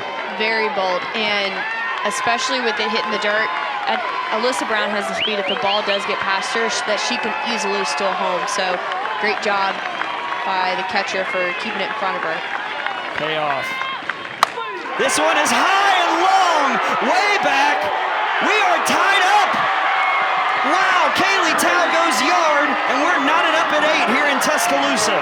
Wow, if you could have told me that this was going to happen tonight, I would have, this is unbelievable. To go from a 6-0 lead to now a tied ball game.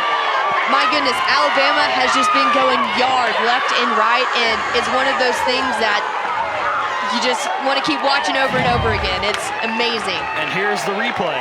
And Kaylee Tao here staying right on this pitch. This is the pitch that she's been looking for all night. That up in the zone, goes with the pitch, and just beautiful, sends it way over the fence. Patrick Murphy ecstatic. What an unbelievable game here in Tuscaloosa, and we are not even done with the 4th inning. Are you kidding me? And for Shockley, a shock to the system. It has been an insane night. Kaylee Tao, excuse me, Rachel, had 1 home run on the year coming in. That was hit opening weekend at Troy.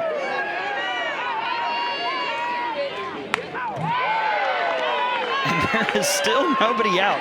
You know, Missouri was doing it all with 2 outs. Alabama trying to do it all with nobody out. That's, whatever works for your team.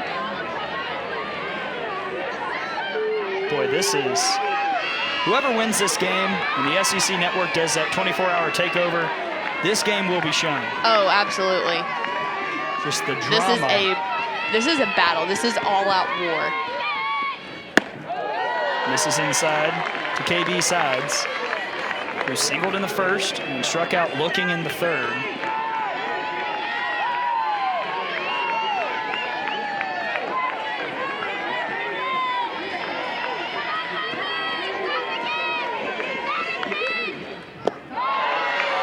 after swing.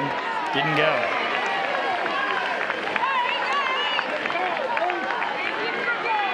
And look at Courtney Gettins after a really tough first inning. Was pulled, did not even make it through the first frame. She is right there cheering on her teammates. One of the 2 captains for this Alabama squad. That is one of the things that Patrick Murphy talked about is mudita. Mudita is being happy for someone as if you had done it yourself. And that is one thing that Courtney Gettins is doing right here. Again, she did not have the best start. She gave up 5 runs in the first inning. It happens. But to be here to celebrate with her team like she had just hit the home run to tie the game back up, I mean, that shows true leadership and just great that she's a great teammate. 2-2 swung on and missed. And first strikeout of the night for Shockley. Finally puts an out on the board for Missouri in this 4th. Great job by Shockley for coming back after that home run. That was a big out, just trying to stop the bleeding or at least slow it down a little bit and kind of stall this Alabama offense a little bit. But Hemphill had a monster home run in the 3rd, a solo shot.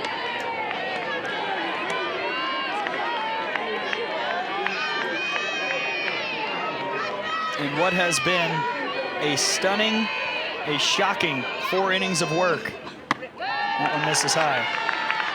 Along with that home run, Hemphill also hit into a double play back in the 1st that was a really critical play now when you look at all the pieces of how this game has worked out. Yes, and again, Missouri doing a great job of keeping their composure in that sense of, okay, knowing I need to turn a double play, but also on the backside of that, Alabama responding from that. I mean, that's huge, but one thing that I'm sitting here seeing in the booth as well is the momentum shift has been huge. I mean, to go from the first inning where the Missouri players are smiling and cutting up and having fun, it's now more towards the Alabama side. And 2-1 is hit high. Nash tracking and makes the catch for out number 2. But you're right, and you know what? We saw that shift when it was 8-3 Missouri. The Alabama dugout was playing loose and looking like they were having fun. When they were at the plate, the Missouri dugout was pretty stoic.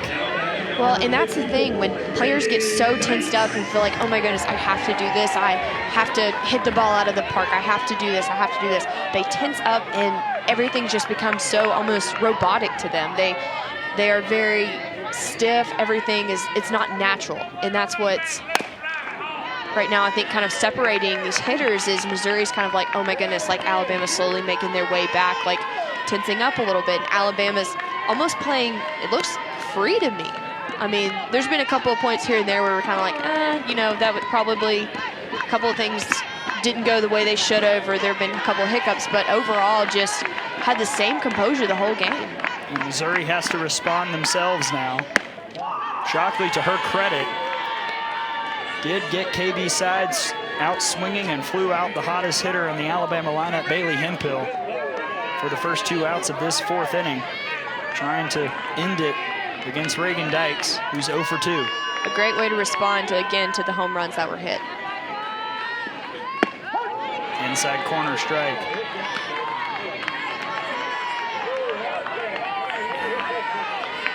Patrick Murphy did say not to turn off your computer. I still can't believe we're only in the bottom of the 4th inning. We've almost hit 2 hours of gameplay. Dykes pokes it to first in time for out number 3, but boy, oh boy, it's a whole new ball game, folks. Alabama 8, Missouri 8 through 4. A stunning turn of events in Tuscaloosa, and we will see what happens in the final 3 innings here at Rhodes. Tied up, Bama, Missouri. We'll be right back.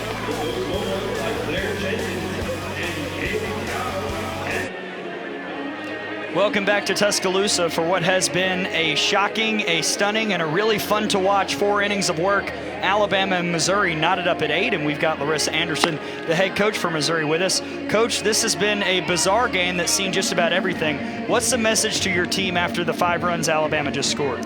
you know, now we just have to get back to work. I mean, it's a new ball game right now, 0-0 or 5-5, depending on how you look at it. But we gotta get back to work and hit the ball hard and capitalize on her mistake.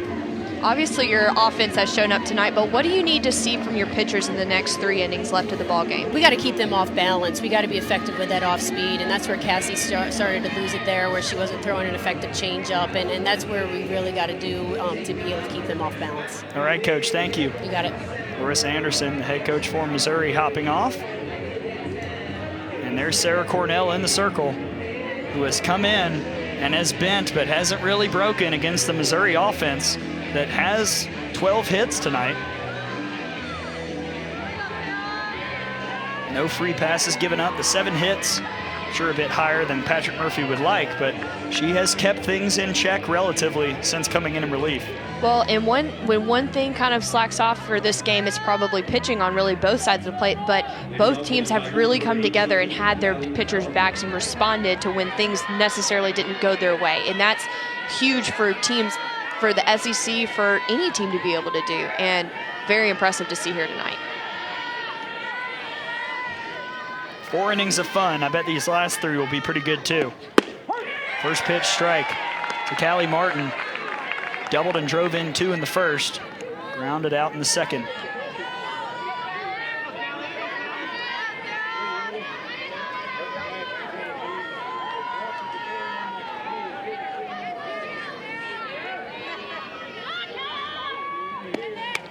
That one gets away. Cornell with 67 pitches and 40 strikes thrown.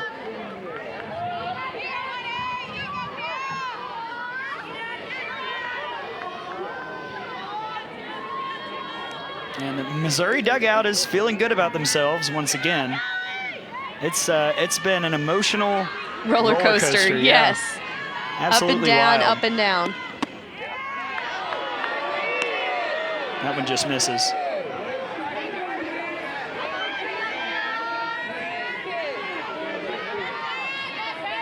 Both of these teams really look like they showed up to play tonight. They're ready to go to war, ready to battle, and not give in to the fight, which makes for a great ball game for us. Yes. It's fun to survey all of this as Martin fouls it off. Missouri trying to get a second top 25 win this year after defeating Arizona in 5 innings earlier in the season. It was opening weekend. And to think, this is just opening weekend of SEC softball. This is the second game of the SEC. And I mean, like you talked about earlier, there's so many upsets going on right now. Florida lost. I mean, crazy to me. The 2-2. Swing and a miss. Cornell got her for out number 1. And Missouri goes down swinging. It's a great pitch by Sarah Cornell, right out of the bottom of the zone. A tough pitch to hit, but a great placement right there to get the strikeout. And Missouri, with that upcoming schedule, it doesn't get much easier. Georgia coming to Columbia next week, midweek against Bradley, and then traveling to a Kentucky team that won at South Carolina tonight, and then a home series against Tennessee, who run-ruled Florida. So. But this game is great experience for them. I mean, this shows that they can hang with anybody. They can hang with essentially one of the best teams in the country, and this probably gives them fuel going into such a tough schedule like we just saw. And you will see schedules like that all over this conference, with 9 teams in the top 25 and so many up near the top of the polls. The 1-0 to Hattie Moore. Just misses. Moore has had a really good day. 2 singles, 2 runs driven in, and 2 runs scored as well.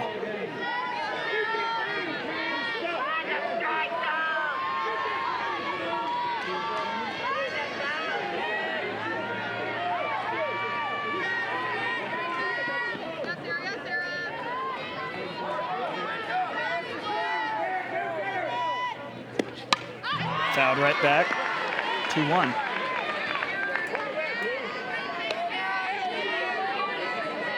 One thing, too, if you notice about Sarah Cornell is that she is a very high energy pitcher. She is very go at it, has a routine that she does every single time, which most pitchers do, but she's one of those players that wants the ball, wants to make the play, and wants to be the one in the circle to do the job. Just misses 3-1. So at the same time, you know, the tension in this stadium is palpable. The dugout was just a party for Alabama. How do you calm yourself down and not kind of let loose a little bit here in the circle if you're Sarah Cornell? Just zone into what you know best and go back to what makes your pitches work, go back to what it feels like when you throw your pitches correctly and what it feels like to get that strikeout. Another foul, another payoff pitch coming. And honestly, I think Sarah Cornell is the type of pitcher that feeds off of that really feeds off the crowd, feeds off of the team's energy, and I think it's showing here this inning.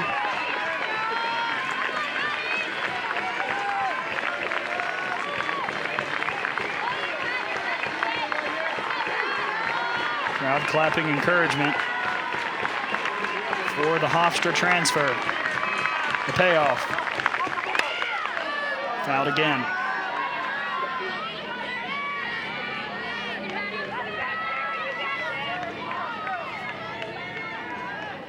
Cornell, no stranger to a lot of usage, had north of 240 innings pitched last year, on the way to being named the 2018 Colonial Athletic Association Pitcher of the Year.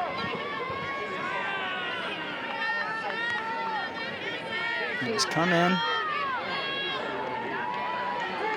thrown over 70 pitches in relief. As you see the accolades from Hofstra under Larissa Anderson, who's standing in the third base coaching box for Missouri.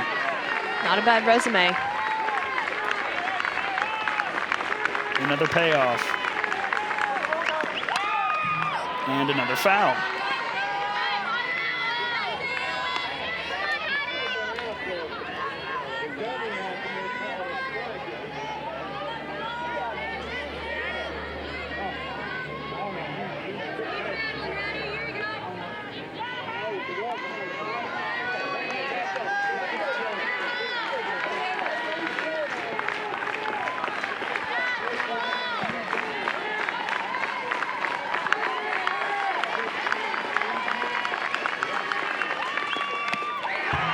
Just fouled it off on the rise. Both of these players really fighting for this at bat. They both know how crucial it is. And you get this runner across, get this runner on base, gives momentum to Missouri. You get the strikeout or the pop out or the ground out, gives momentum to Alabama, gives them that much edge over the other. The ninth pitch coming up. It's been a battle. You're exactly right.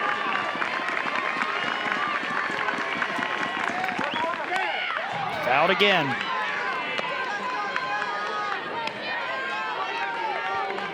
Got to credit Hattie Moore. She has hung around.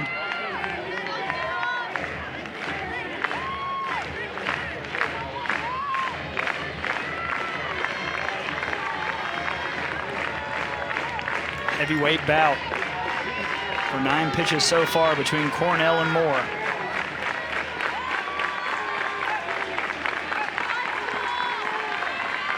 Here's the 10th. Poked up. Sides has it. And the catch is made for out number 2.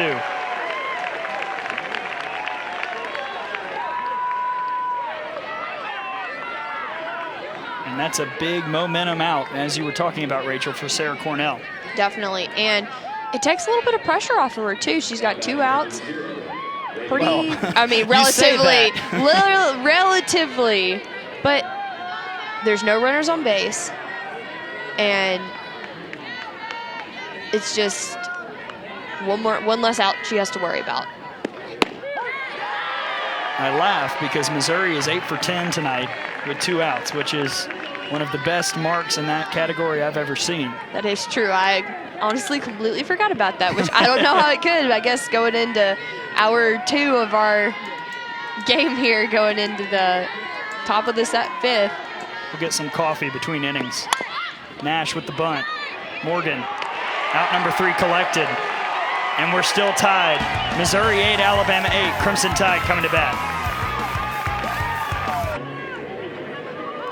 Welcome back to Tuscaloosa. Tied up at 8 in what has been a very exciting day of SEC softball, just opening weekend. But if you think today's been exciting, get ready for Sunday at noon Eastern, 11 a.m. Central. We'll see the series finale between number 7 Tennessee and number 4 Florida in Gainesville.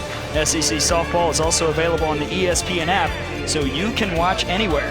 Tennessee got game 1 of that series 9-1 against Kelly Barnhill, and that game the first of a quadruple header. This game, this matchup, Alabama-Missouri will follow that, and then LSU at Texas A&M. The Bayou Bengals won game 1 of that series 17-3, and then the Sunday game, and what is the Saturday, Sunday, Monday series, Arkansas at Ole Miss. And a new pitcher in the circle.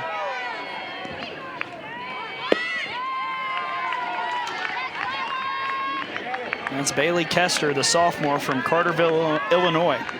From her, we're going to see a lot of different things. She kind of has an unorthodox motion, so that can be kind of tricky for hitters as well. But throws a curve to both sides, has a rise ball, and is able to consistently throw to both sides. I know I mentioned that, but being able to do it is one thing, but able to do it on a regular basis and consistently is something that can help her as a pitcher. And gets Skylar Wallace to swing and miss right there. Wallace 0 for 2.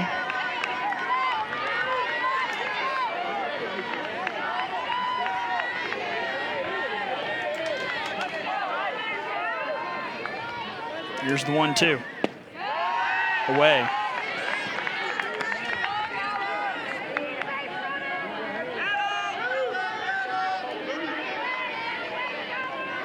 Patrick Murphy got win number 400 in his SEC career earlier today. Trying to go for 401 in the craziest fashion. Right back to Kester. Out number 1.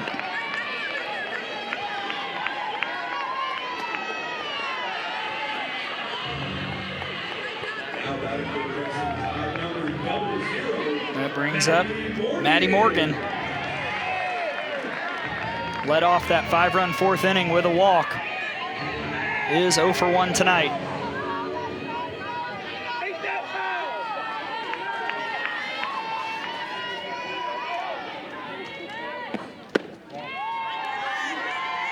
First pitch misses. Kester this year has just thrown in 7 innings. 0 for 1. This is her 5th appearance this year. She's given up 11 hits, 6 runs, 3 of those earned.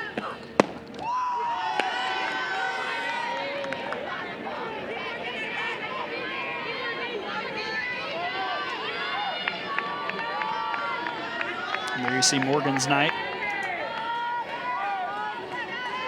The 2-0. Misses.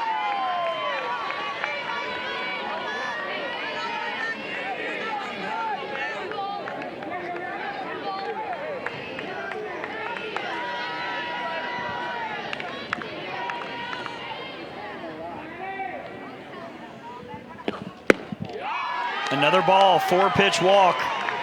And Maddie Morgan is aboard with 1 out.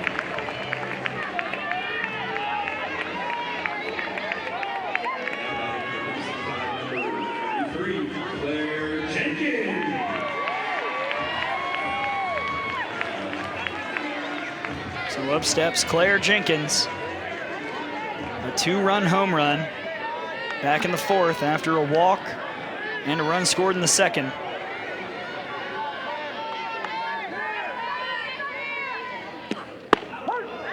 Nice first pitch.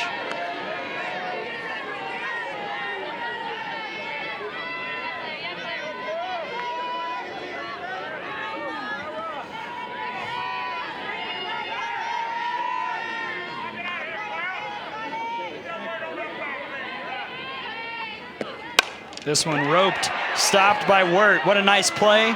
And the lead runner is out at second.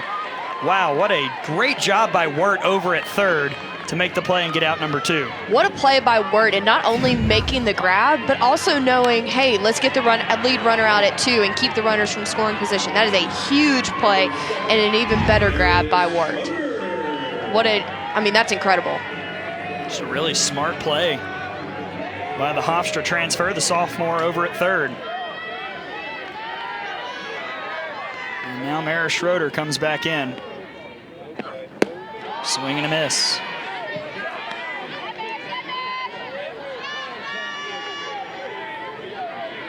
Schroeder tonight 0 for 1. Had a long fly ball out to right that led to an error. She scored in that second inning. Also scored after a walk in the 4th.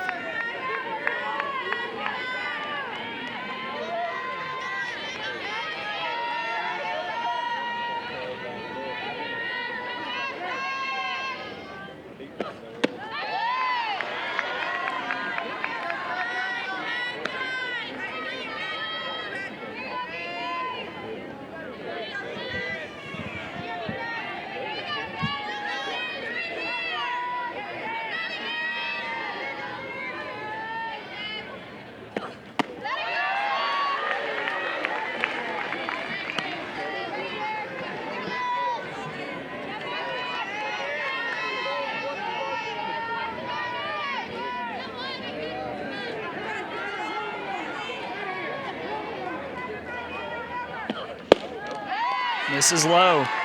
A second walk of the inning. Surrendered by Kester. 2 on, 2 outs. Moves a runner into scoring position, and this looks familiar. Alyssa Brown with the runner in scoring position.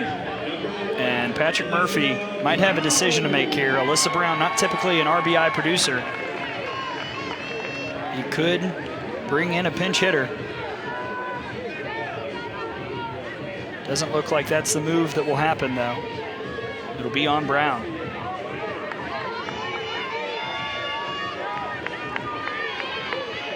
But she has driven in runs tonight. 2 for 2, 2 RBI, a single and a triple.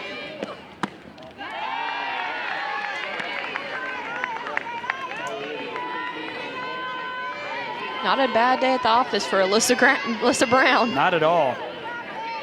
And does have that run scored. The 1-0. Alabama, when Alyssa Brown has scored a run in her career, is 59-8. In games when she has not scored, 47-29. And in this crucial situation, Larissa Anderson will come out and chat with Kester in the circle. One of the things as a 9-hole hitter that Patrick Murphy talks about is turning over the lineup with 2 outs to get the lineup going again. And who's at the top of the lineup for Alabama? Kaylee Tao. Yep. This is a person that is put in this lineup for this reason. She is in the lineup to knock in runs. And if Alyssa Brown can get on base here or knock in the runs herself, this gives an opportunity for Kaylee Tao to knock in to get the go-ahead run across the board. And you know the message from Anderson in the circle to her pitcher, Kester, was do not walk Alyssa Brown at all. You do not want the bases loaded with Tao up. I feel like that's almost a taboo thing to do as well, as to walk the 9-hole hitter. So for my game plan, I would go right out Alyssa Brown. See what Kester does. That one misses, 3-0. Make her earn the pitch, or excuse me, the hit.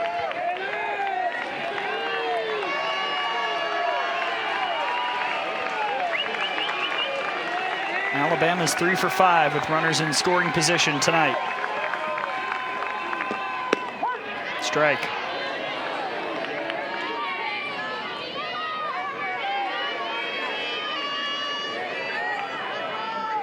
And there you see those numbers. Missouri's situational hitting stats are impressive tonight. So that one comes in and the count is full. Bailey Kester doing exactly what she's supposed to do. Go right out up the 9-hole hitter and keep Kaylee Tao from stepping up to the plate.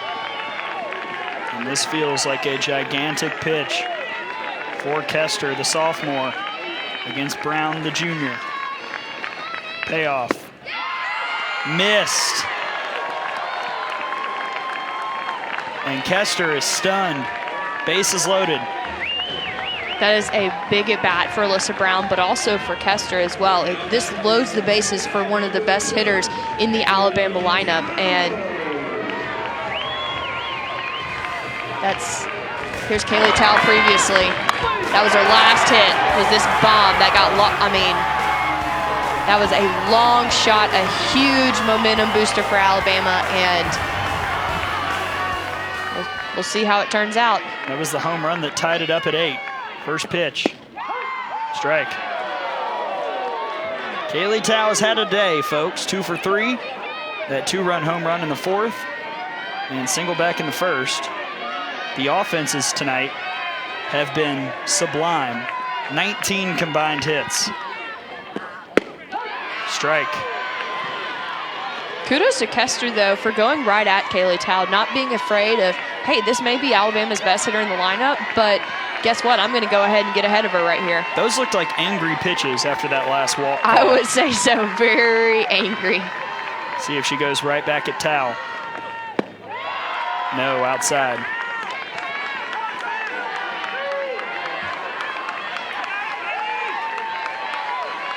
Bases are loaded.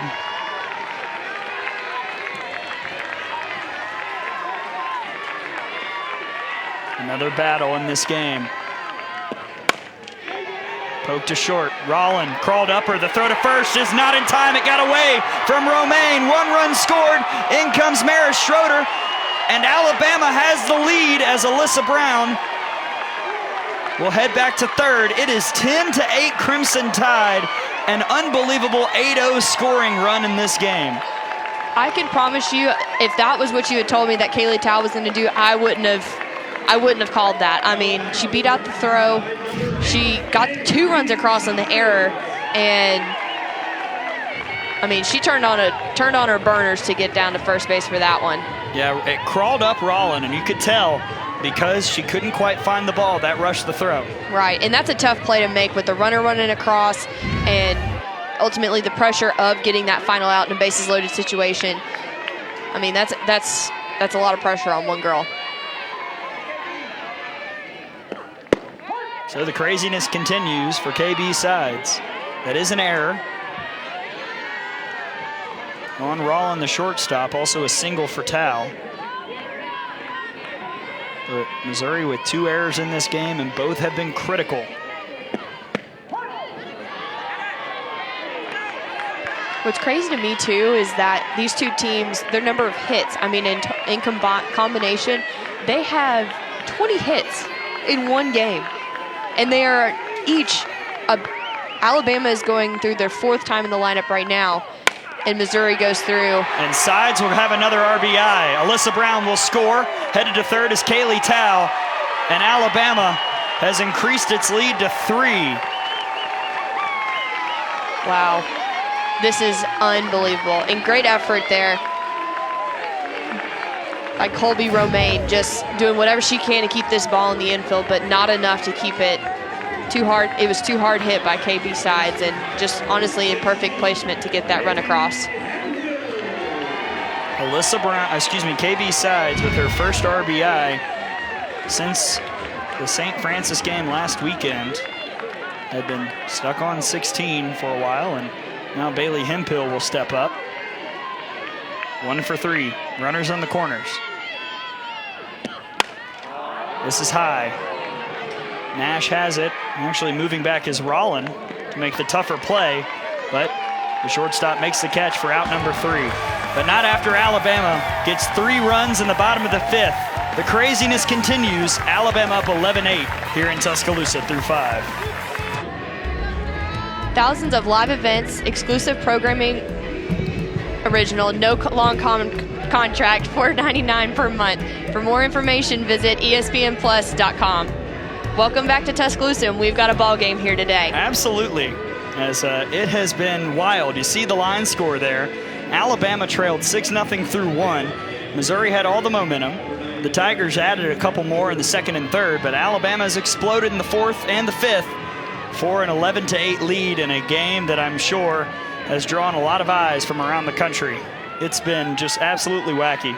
It has gone from a 6-0 lead to now an 11-8 lead for Alabama, and this game has definitely had its ups and downs. Abby George at the plate.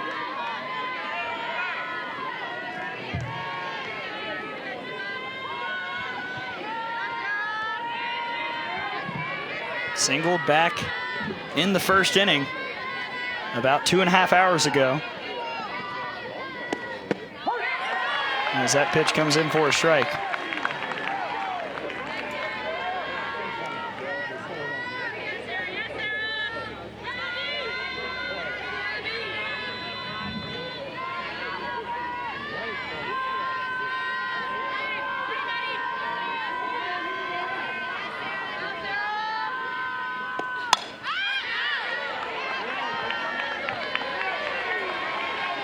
So Rachel, if you're Missouri right here, you have seen what has at times been a 7-run lead dissolve. How do you come back after Alabama's really just grabbed all the energy in this game? Find a way to get it back. Do something crazy. Do something different than what you've been doing the past 3 innings. You know, if you've been swinging at the outside pitch that's not a strike, don't swing at it, which obviously is easier said than done, but go back to the little things. Go start playing more freely, not playing so uptight and, oh my goodness, we have to do this. Make it become an, oh my goodness, I get to do this. I get the opportunity to get on base. I get the opportunity to score a run. Whatever it may be, change your perspective of how you're looking at it. And love the pressure. I mean, you're playing in one of the, just toughest stadiums in the country. Right to Morgan in time.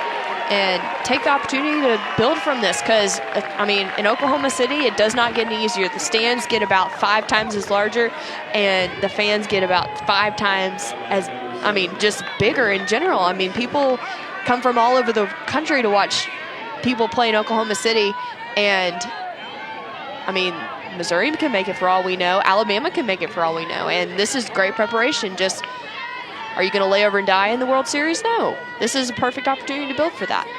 Brooke Wilmus will try and continue this inning and build off of her day. It was 1 for 3. Singled and scored in the first, struck out looking in the second, grounded out in the third. But first time up since that 3rd inning. As Sarah Cornell has really settled down.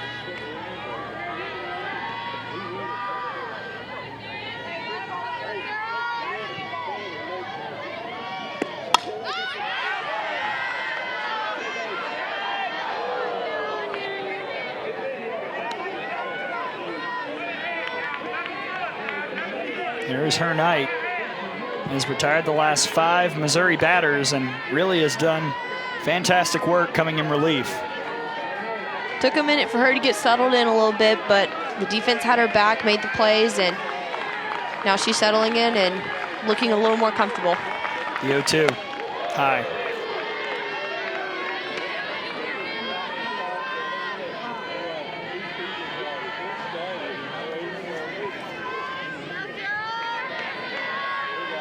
Brooke Wilmus can slap, hit for power, and is a threat once she gets on. Larissa Anderson would like to see her over at first in some form or fashion. That looked dangerous, but it was just foul.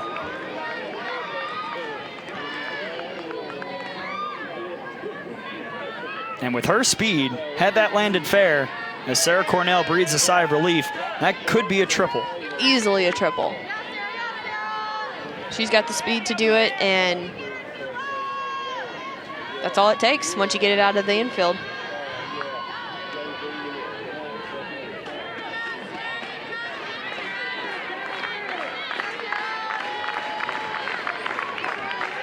The 1-2. Low on the changeup.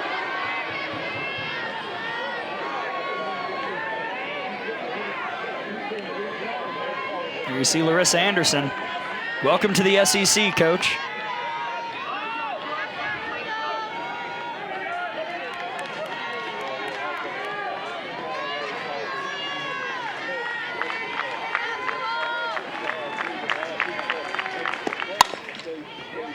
To short.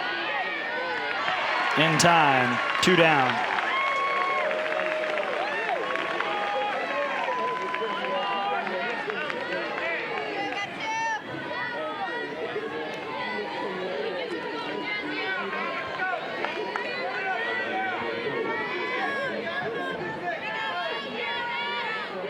And so arguably the best batter through the 2 games combined steps in. That's Jasmine Rollin.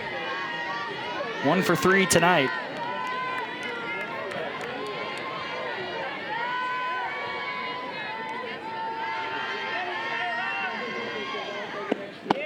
Swing and a miss.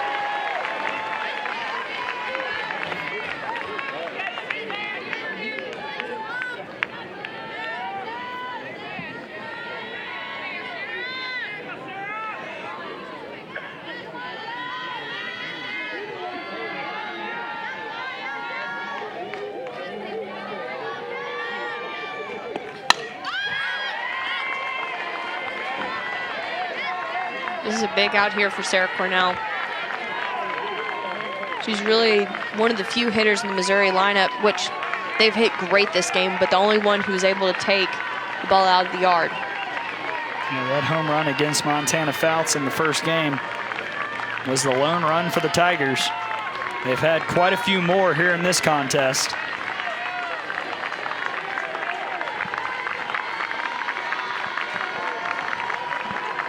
The 0-2. Popped up. Jenkins tracks and makes the catch for out number 3. 11-8, Alabama leading. Crimson Tide coming to bat.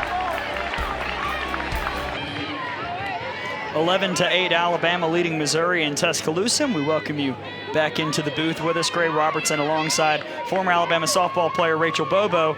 As I check my watch, we have now been playing for 2.5 hours as we enter in the bottom half of what has been bottom half of the 6th of what's been a crazy game, Rachel. It has been absolutely insane. 5 different pitchers, 21 different hits.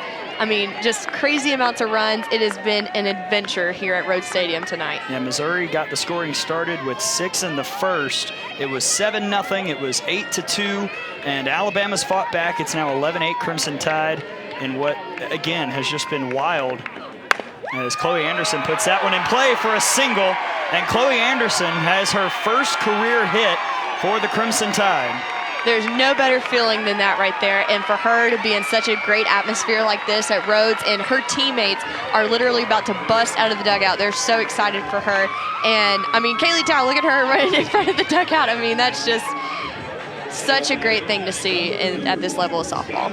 So with Anderson aboard, Alabama leading 11-8. Missouri is led by as many as 7 runs. So we'll talk about what Missouri needs to do to come back as we take a look at how we got here. 11-8. You see the pitching numbers. Cornell in relief has been great.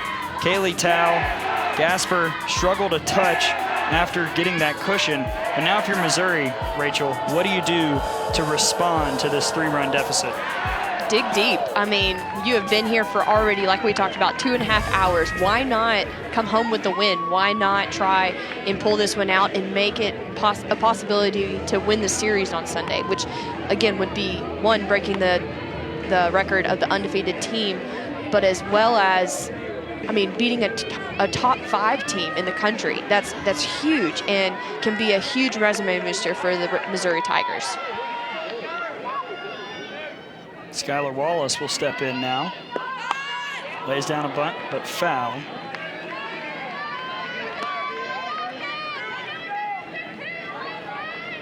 Wallace is one of the few Alabama players who has yet to record a hit today. 0 for 3. Chloe Anderson at first, one of Patrick Murphy's green light girls. Wallace with the bunt. In time for out number 1. Great job getting the bunt down, moving the runner into scoring position, giving Alabama one last chance to get some insurance before they go into the top of the 7th inning.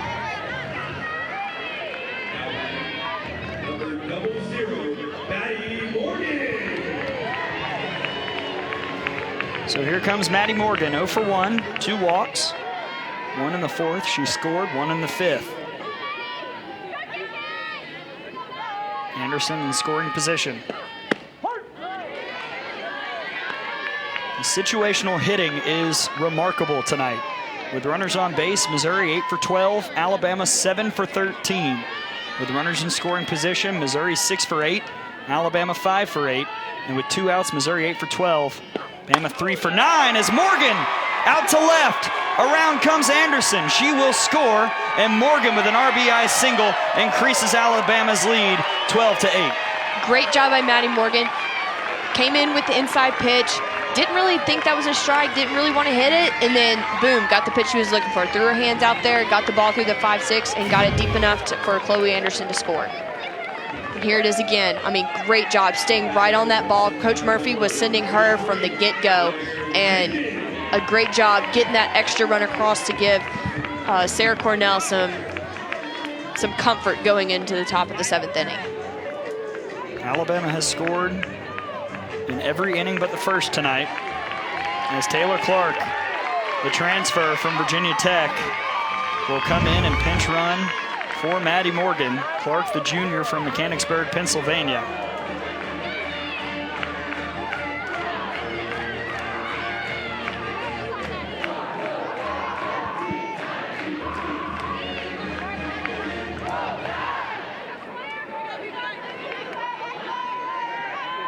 So with Clark at first,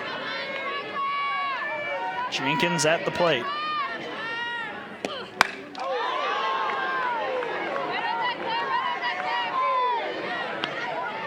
Claire Jenkins is 1 for 2 and has scored 3 runs tonight. Walked in the second, 2-run homer in the fourth, grounded into a fielder's choice in the fifth.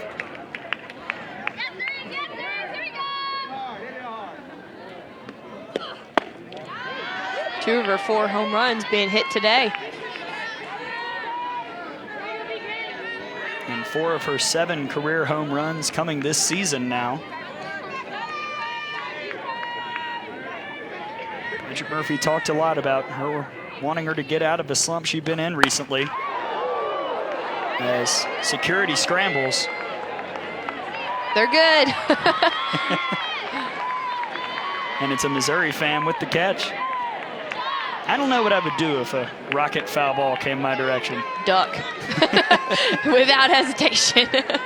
I just don't trust my reflexes. Maybe look down to see if there's any small children around and then duck. And protect the kids. Yes.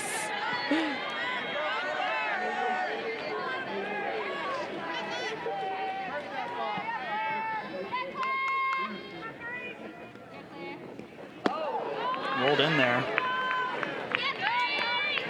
I think that one just slipped out of Kester's hand. Maybe a little sweaty. Sometimes that happens. Maybe a little wrong grip or something of that nature. That was pitch 40 in just an inning and a third of work. Count goes full.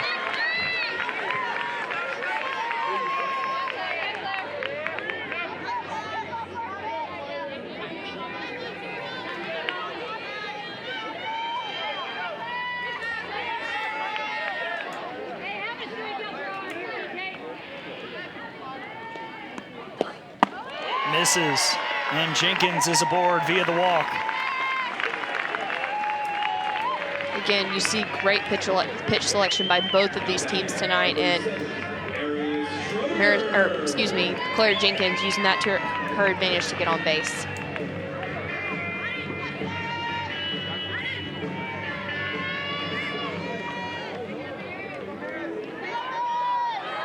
The rest of the SEC slate is done. We're the last game in the conference on tonight. And Schroeder hits this one hard out to right. It gets past George. 1 run will score as Clark comes around. Rounding third is Jenkins. The throw home will get away from the catcher. And how about a triple from Maris Schroeder to drive in 2 more? 14-8 Alabama. That would be 12 unanswered runs. Alabama just not saying, they're just not giving up and keep chopping away like Coach Murphy was talking about. Not giving in, taking 1 run at a time, and doing a great job here to get that across. Tough break for Missouri Tigers. There it is again. Mara Schroeder has haunted George out in right tonight. Yes, and I mean, a great, I don't know, they probably would have had Taylor Clark had the throw been on the money, but again, for a play like that, it takes a perfect throw, perfect turn, I mean, relay, just everything has to line up for the out to be called. So great hustle by Taylor Clark on that play. And I'll float something. When it was 6-0, I don't know if I would have thought I'd say this, but Alabama is a home run away from ending this in a run rule. Wow. Alyssa Brown takes the ball. She is 2 for 2. A single and an RBI, a triple and an RBI, and a walk and a run.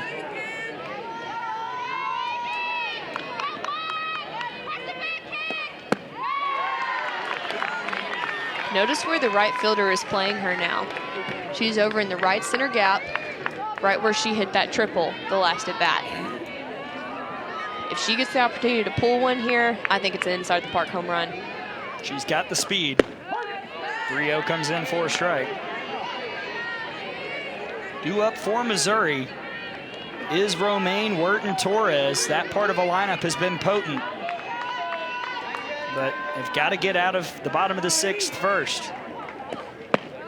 Strike.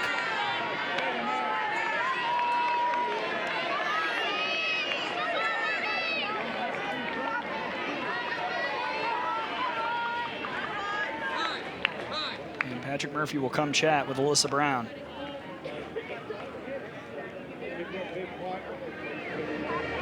Here's what has happened around the league. It's been a wild day. You see Tennessee run ruling Florida 9-1. LSU putting up a 17 spot at Texas A&M. Kentucky winning at South Carolina. Some other non-conference victories as well for teams in the league. It's just been a crazy day, Rachel. It has been about as crazy as it has been here, Gray. And I guess it's a Friday thing. I don't know. Maybe every Friday game will be like this. Chopped. Couldn't get the glove out. And the throw home is in time to get Schroeder. Brown went to second, and the tag gets her. As Mara Schroeder slid in, Rollin was really struggling to get the ball out of her glove, but got it to Moore, who made the tag for out number 3. Let's take another look at it as we go to break. 14-8, Alabama headed to the 7th.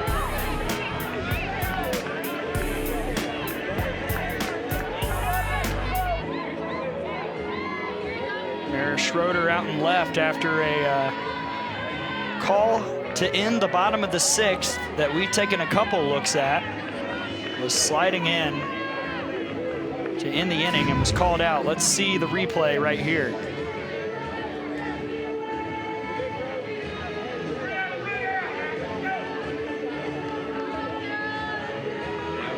You can judge for yourself. I think the right hand of Schroeder was tagged before the left hand got to home plate. I agree as well, Gray. It was a close play, but a good call, I think, by the umpire. It's Marty Abizishan back there. But now Missouri needs runs, and they need a lot of them here in the top of the 7th. Stranger things have happened. You'd be surprised. Considering this game, I would not be shocked. Missouri did start 2-out hitting at 7 for 7. They are 1 for 5 in this game since in that category. As that pitch goes high to Colby Romaine. 1 for 2. Sack bunt in the first, double and a run scored in the second, and flew out in the 4th.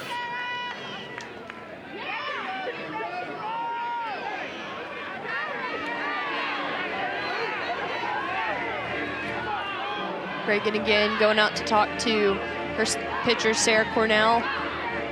Kind of using that pitcher-catcher bond probably to calm her down, kind of get her out of her funk. She's down 2-0, just making sure to zone in on what she knows how to do and what to do to make it work.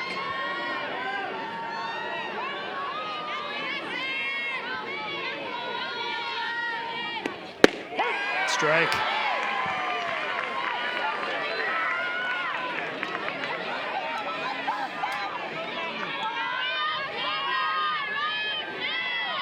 If you're Missouri, Romaine needs to get on right here.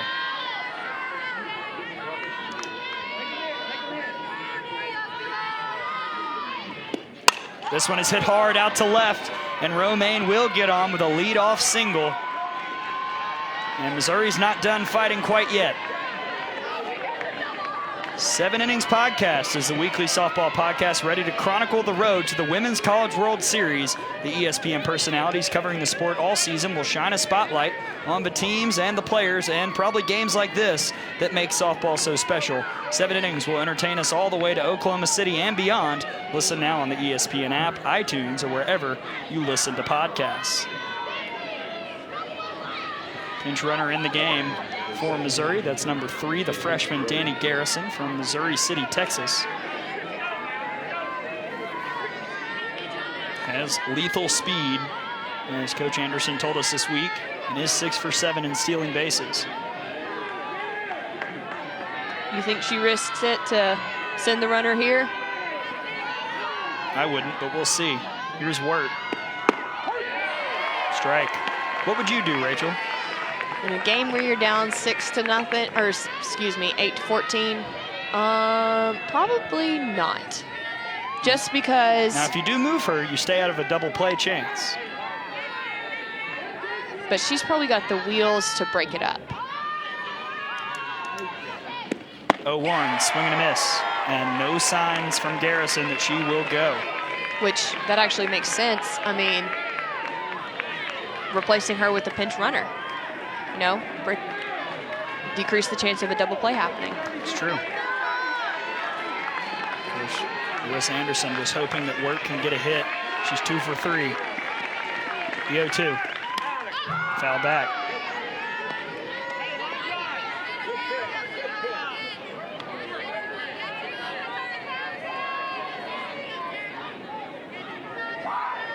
Sarah Cornell has come in and pitched pretty well. Is north of 100 pitches in relief.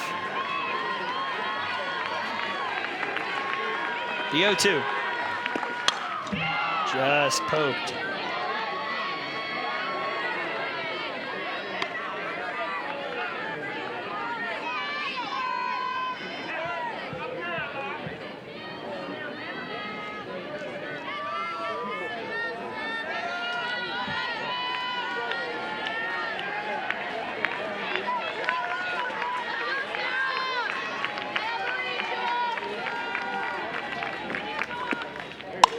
Changeup is hit hard and high. Drifting back is Schroeder, and the catch is made for out number 1. Wirt waited on that off speed, but just got a bit under it. And that's the thing with hitting off speed. If you really try to hit it for a home run, 9 times out of 10, it's probably not going to go out. With an off speed, you have to make sure you just barrel it up, get it out of the infield, and continue the inning. Which, again, is easier said than done. Mentally, though, that's how you have to think about it. Freshman Torres will try and keep everything moving for Missouri here in the top of the 7th. This one up the middle. Wallace gets it. The flip to second is in time. Unbelievable play from the freshman for out number 2. I'm speechless. I mean, that was just something that looks like you see in like the MLB, the glove flip. I mean, backhanded 1, and then 2 comes back behind and just whoop, flips it right to Claire Jenkins. And to Garrison, who is one of the fastest players on Missouri. Yes, and beats the out right, beats Garrison there. That's a huge play for Alabama, and I mean, Sarah Cornell is about to just jump out of her shoes with that play. It will be Callie Martin representing the last chance for Missouri. First pitch high. Martin is 1 for 3. A double that scored 2 in the first, grounded out in the second, and struck out in the 5th. And now she will chat with her head coach. Or rather, her head coach might be making a move.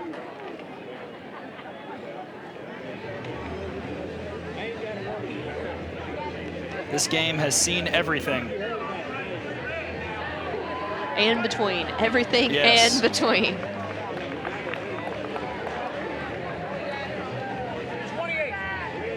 we'll see a pinch runner come in for the Tigers.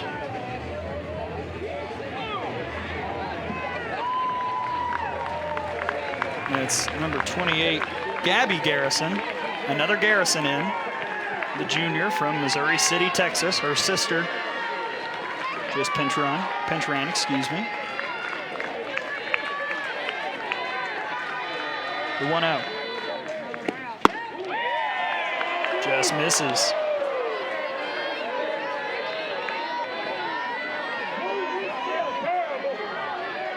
There's Martin's Day again,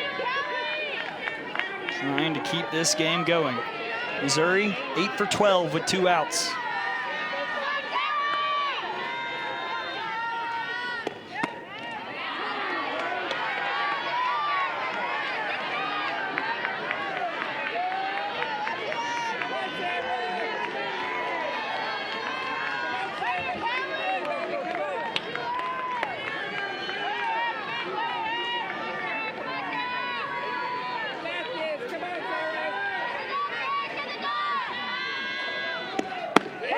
Strike.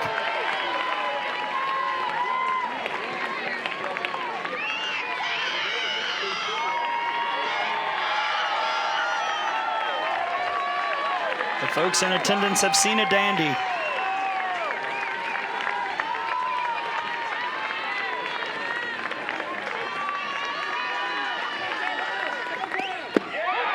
Strike on the inside corner. Count goes full. Missouri down to their final out, potentially. Or excuse me, their final strike. Well, and final out, too, Yeah. I guess. Either way, the runner will go. And Martin hoping to put one in play or foul it off.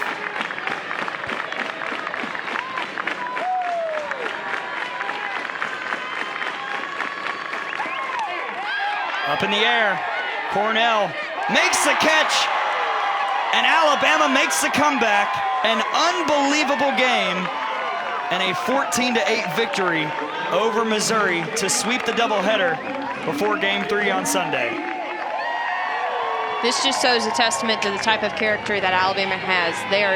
Doesn't matter if they're down 6-0, doesn't matter if they're down 2-0. They're going to chip away, keep chopping, and never give in and never give up. And I hate it for the Mizzou Tigers. They did a great job tonight. I mean, had a big punch in the first inning, but unfortunately couldn't come up with a win. An absolutely shocking game that saw a little bit of everything. We'll be back to wrap it up in a minute here on the SEC Network.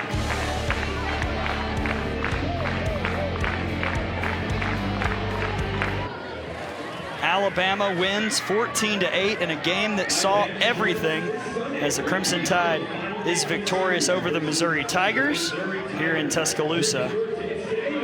And we welcome you back into the booth. Gray Robertson here alongside Rachel Bobo.